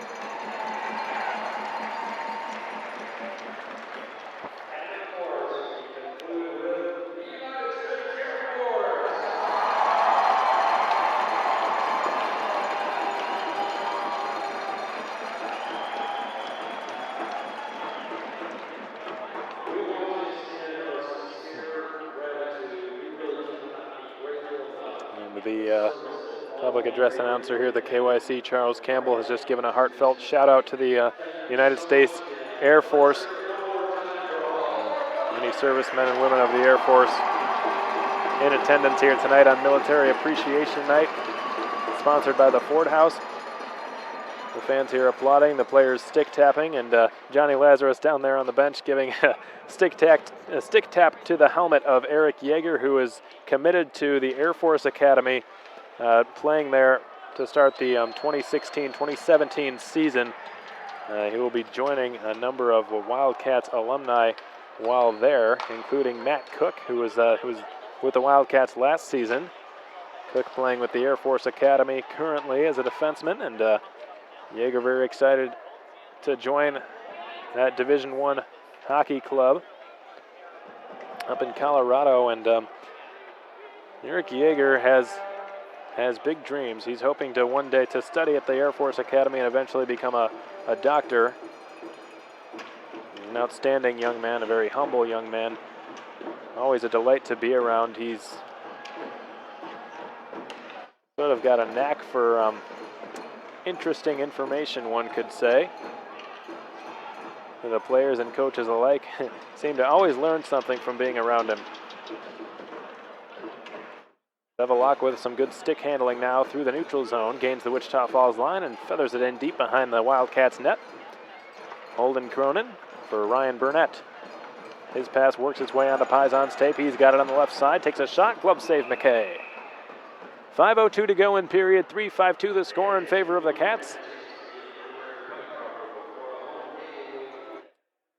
And they've worked hard to give the fans here at the K. Yeager Coliseum and the active and retired military folks in attendance tonight, the Cats have worked hard to give them all the best showing possible, and it's been a good one. A 5-2 lead in favor of the Cats. Though it didn't start out as great as they had hoped, they really got things turned around in the second period. In the second half of the second period, I should say. 4 goals within 5 minutes. Jeff Baum is tripped up. Adam Canepa going after it. Slammed into the corner glass by Burnett, and a penalty upcoming against the Cats.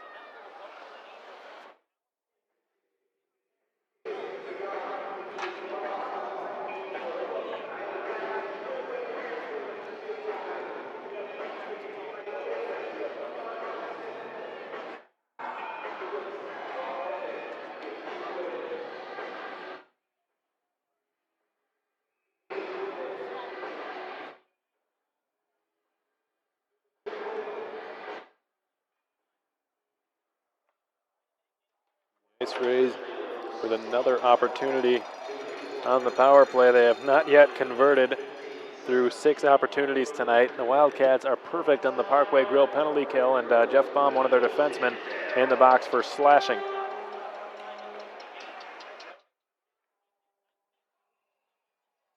Has just been dumped on goal and stopped by Kappelmaster, so a whistle blows, stopping play with 4 minutes and 22 seconds remaining in period 3, and the Wildcats protecting a pretty comfortable 3-goal lead.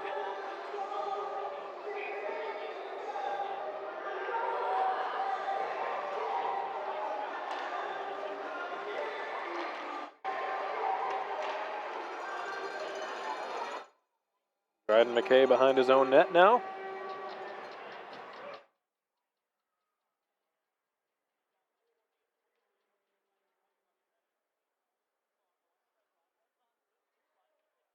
Long shot blocked down and cleared the length of the ice by the Wildcats. Cypus is back out there. Bevilacqua's got it behind his own goal.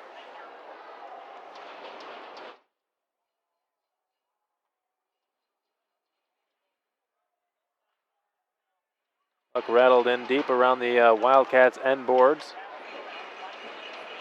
Cypus colliding with Andy McGlynn. McGlynn slides it back to Kruger at the point. He shoots. Went off a stick and off the mesh and out of play.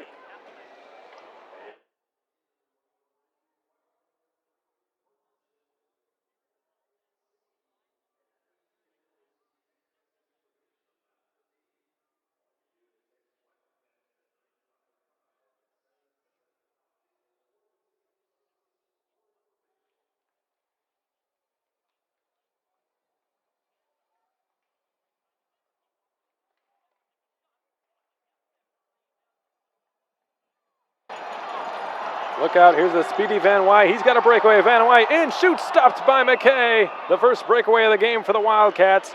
And McKay was equal to the task. Van Wy came ever so close to getting his second goal of the night.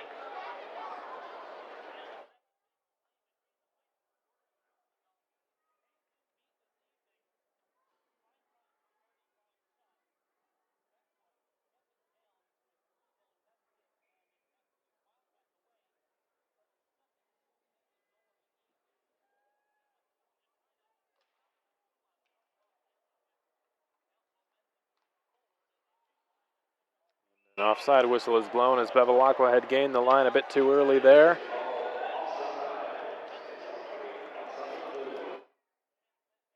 The IceRays have 3 minutes left to muster.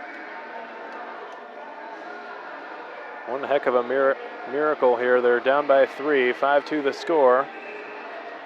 They have nearly evened the Wildcats in shots on goal. They trail them by just 6 in that department, but they've not been of a high enough quality to beat Justin Kapellmaster, who has turned his game around since the start of the night. Kapellmaster had it just as I said that. It bounced out of his glove. He didn't see it, and puck has just been chipped over the glass and out of play.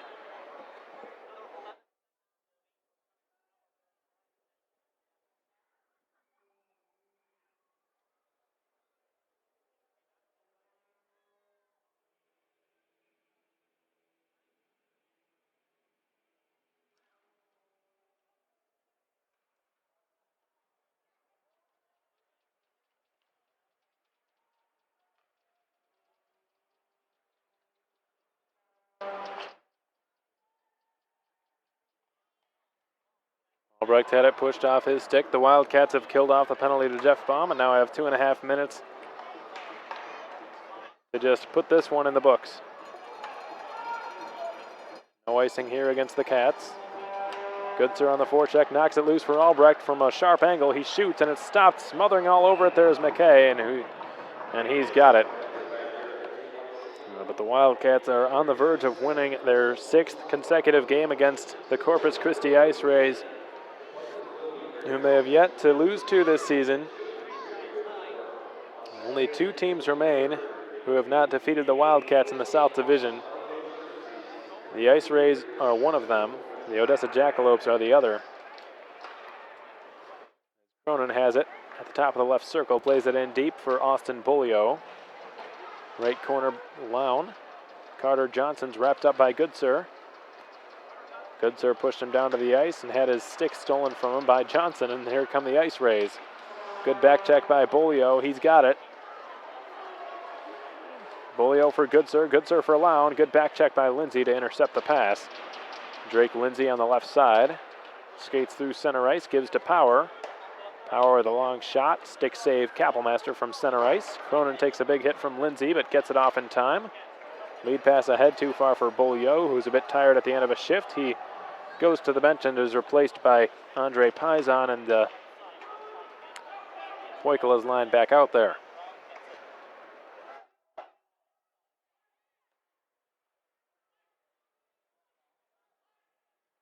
Alexei Poikola was the center of the European line before Max Reisinger left. And that was a line that was really coming into its own. Had that beautiful goal in Amarillo. A goal which featured Max Reisinger, Alexei Poikola, and Nikita Litviak. And it was becoming one of the stronger lines for the Wildcats. A very highly skilled line, of course, with the 3 Europeans on it. In Max Reisinger's absence, Andre Paisan, native of Herlev, Denmark, has taken his place on the left wing. So with Nikita Litviak out for the rest of this game, Garrett Van Wy has the opportunity to play with those two. As the puck trickles over Alexei Poikala, and the final minute of this game is underway here. 36 seconds to go. The final minute of play is brought to you by La Quinta Inn & Suites, the official host hotel of your Wichita Falls Wildcats. We, of course, thank them for their hospitality to the visiting teams who travel to Wichita Falls. This one traveled all the way from Corpus Christi, Texas, way down into the Gulf of Mexico, an 8-hour bus ride, which they, I'm sure, are not looking forward to. It's going to be a long and cold one. Heading back through Waco, Austin, and College Station and other towns.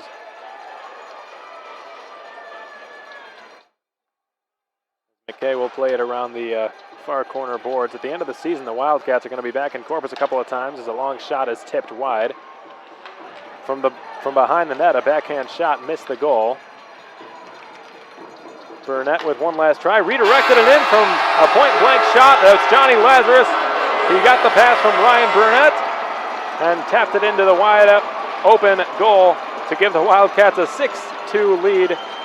And that's going to wrap things up here at the KYC. It's going to send these happy humans home even happier. Going to end this game on an extremely high note.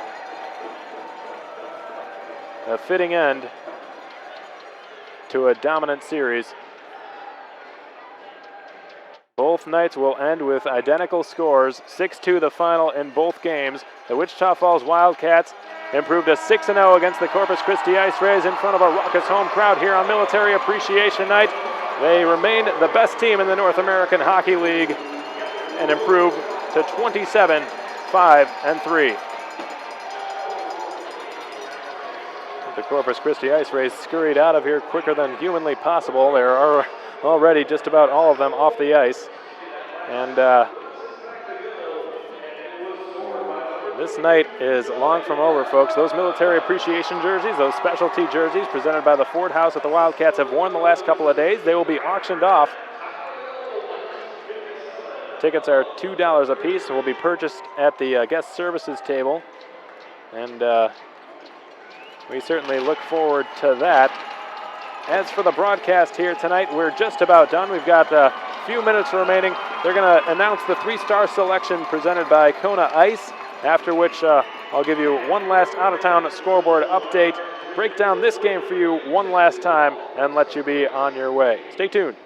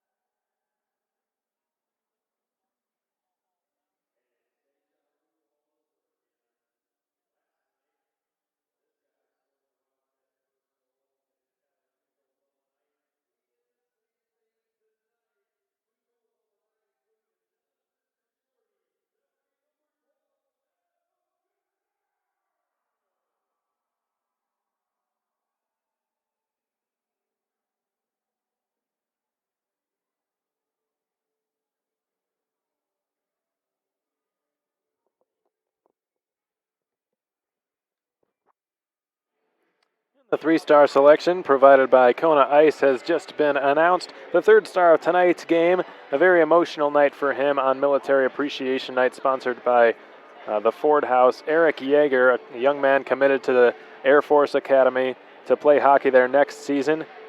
Division I program. A very well-deserved third star of tonight's game with a goal and an assist. Tonight's second star, stopping 29 of the 31 shots he faced, backstopping the team all evening long.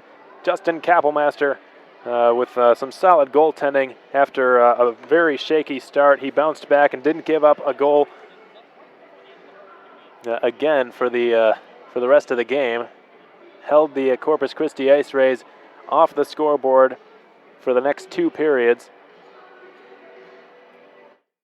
stopping 24 shots after giving up the first two. And tonight's first star of the game, some deja vu. Adam Goodsir scored 2 goals last night and 2 goals tonight. Had an unassisted shorthanded goal to open the scoring for the Wildcats, which tied the game up at 1 in the first period. And then scored a beautiful backhand goal from in deep. Looked to me like he was going to be in too tight to score that goal, but he somehow managed to twirl his body and backhand the shot beyond the left pad of Dryden McKay from in extremely tight. He did basically a reverse spinorama in the blue paint and tucked it past McKay for his 21st goal of the season. 2-goal night for Adam Goodsir, second consecutive first-star performance by number 12. The Wildcats' youngest player, Adam Goodsir, shining this season, having a phenomenal career year with the Wildcats, and very well-deserved first-star honors, and the everything that he's brought to the team, goals aside, has been unparalleled. It's helped the team not only win games, but build camaraderie and build teamwork as well. And he has been a delight to have around in the locker room and on and off the ice. To break down this game for you one last time, it started off not the way the Wildcats would have hoped. Colton Meekoff got the scoring open just 4.5 minutes into the game. Meekoff scored on a point-blank shot. He was set up from behind the net by Mason Kruger, one of the alternate captains for Corpus Christi. The Wildcats would answer shortly thereafter, Adam Goodsir scoring his shorthanded, unassisted goal at the 6-minute mark of period 1. The score would not change until the final minute of period 1. Mike Bevilacqua scored on a sharp angle shot, which fooled Justin Kappelmaster. It snuck through his equipment and got the IceRays back on the board, and they had their second lead of the game. They regained their lead with that shot from Mike Bevilacqua. The second period, on the other hand, all Wildcats, they dominated from start to finish that period. 21-11 the shots on goal, 4 unanswered goals for the Wildcats, and that is really when they took that game away. A couple of 5-minute major penalties, one to Brendan Miller, which caused that 4-goal outburst for the Wildcats. Miller was given a 5-minute major for trying to fight Noah Gilraith. Miller was sent to the Corpus Christi penalty box, and Johnny Lazarus would tie the game up on a one-time shot. And despite not scoring again for the remainder of that extended Jim Arnold Collision power play, the Wildcats rode the momentum they had gained off of Lazarus's goal, and 3 minutes after, Garrett Van Wy scored a goal off a Nick Rosa rebound shot. Adam Goodsir scored that spinorama backhand shot I spoke about earlier, and Eric Yeager worked his way to the front of the net and would not be denied until that puck was in the back of the goal. So that was the second period, and the third, the IceRays started on a pretty lengthy power play. They failed to convert on it. The Wildcats stood tall, held their ground. Kappelmaster denied all 13 shots he was faced with. And to put an exclamation point on this series, Johnny Lazarus tucked the puck into an empty net to seal the win for the Wildcats. For one last out-of-town scoreboard update, I'll make it real quick and let you guys get going and enjoy the rest of your weekend. The Fairbanks Ice Dogs again shutting out the Johnstown Tomahawks by a final score of 4-0 tonight up in Johnstown, Pennsylvania. The Kenai River Brown Bears got their first win since September. They are now 2-31-1. So A little bit of a consolation win for the Kenai River Brown Bears tonight up in Wilkes-Barre, Pennsylvania, 4-2 victory over the Knights. The Aston Rebels defeated the New Jersey Titans by a final score of 4-0. The Cooley Region Chill off that goal scored by Joey Sofo, which was set up by former Wildcats Alex Falconer and Shane Kosmeski, stood as the game winner, so congratulations to the Wildcats alumni Shane and Alex on that. And the Cooley Region Chill held on to win over the very tough adversary that is the Springfield Junior Blues. The Janesville Jets have just held on to defeat the Brookings Blizzard up at Janesville Ice Arena tonight. 4-3 the final score in that one. The Austin Bruins 4-1 win over the Aberdeen Wings. The Bismarck Bobcats have just dropped their game to the Minot Minotauros. 6-5 the final score in that game. And no, Max Reisinger was not on the score sheet tonight, unfortunately. The Odessa Jackalopes still trailing the Lone Star Brahmas. 2-1 remains the score as it has the majority of the game. The Odessa Jackalopes looking to spring some sort of comeback over the Lone Star Brahmas and get a split in the series on the road in a very difficult building to play in. Joey Fallon and Martin Melberg, the goal scorers for Lone Star. Andy McLean on the power play, the goal scorer for Odessa. 8 minutes and 11 seconds remain in that game. And finally, the Minnesota Wilderness currently have a 3-2 lead over the Minnesota Magicians. That game early on in the third period. That's going to wrap things up for your out-of-town scoreboard update. Folks, thanks again so much for tuning in tonight, and to the servicemen and women who protect and serve our great nation. We can't thank you enough. We hope a 6-2 win does something in the way of thanking you. Seriously, it was a tremendous night, and we were very fortunate to be a part of it. And the Wildcats getting a 6-2 win certainly helped things end here tonight. The jersey auction will be taking place down on the ice. And once again, folks, we're going to let you get going. Thanks so much for tuning in and supporting us on fasthockey.com. Thanks so much for listening to us on youtube.com. And on behalf of the Wichita Falls Wildcats, we hope you enjoyed the broadcast. We know you enjoyed the outcome. One last time, the Wildcats 6, the IceRays 2. That's going to wrap things up from here, folks. I'm Alex Von Coydel saying, till next time, so long. Thanks so much. We'll talk to you again soon.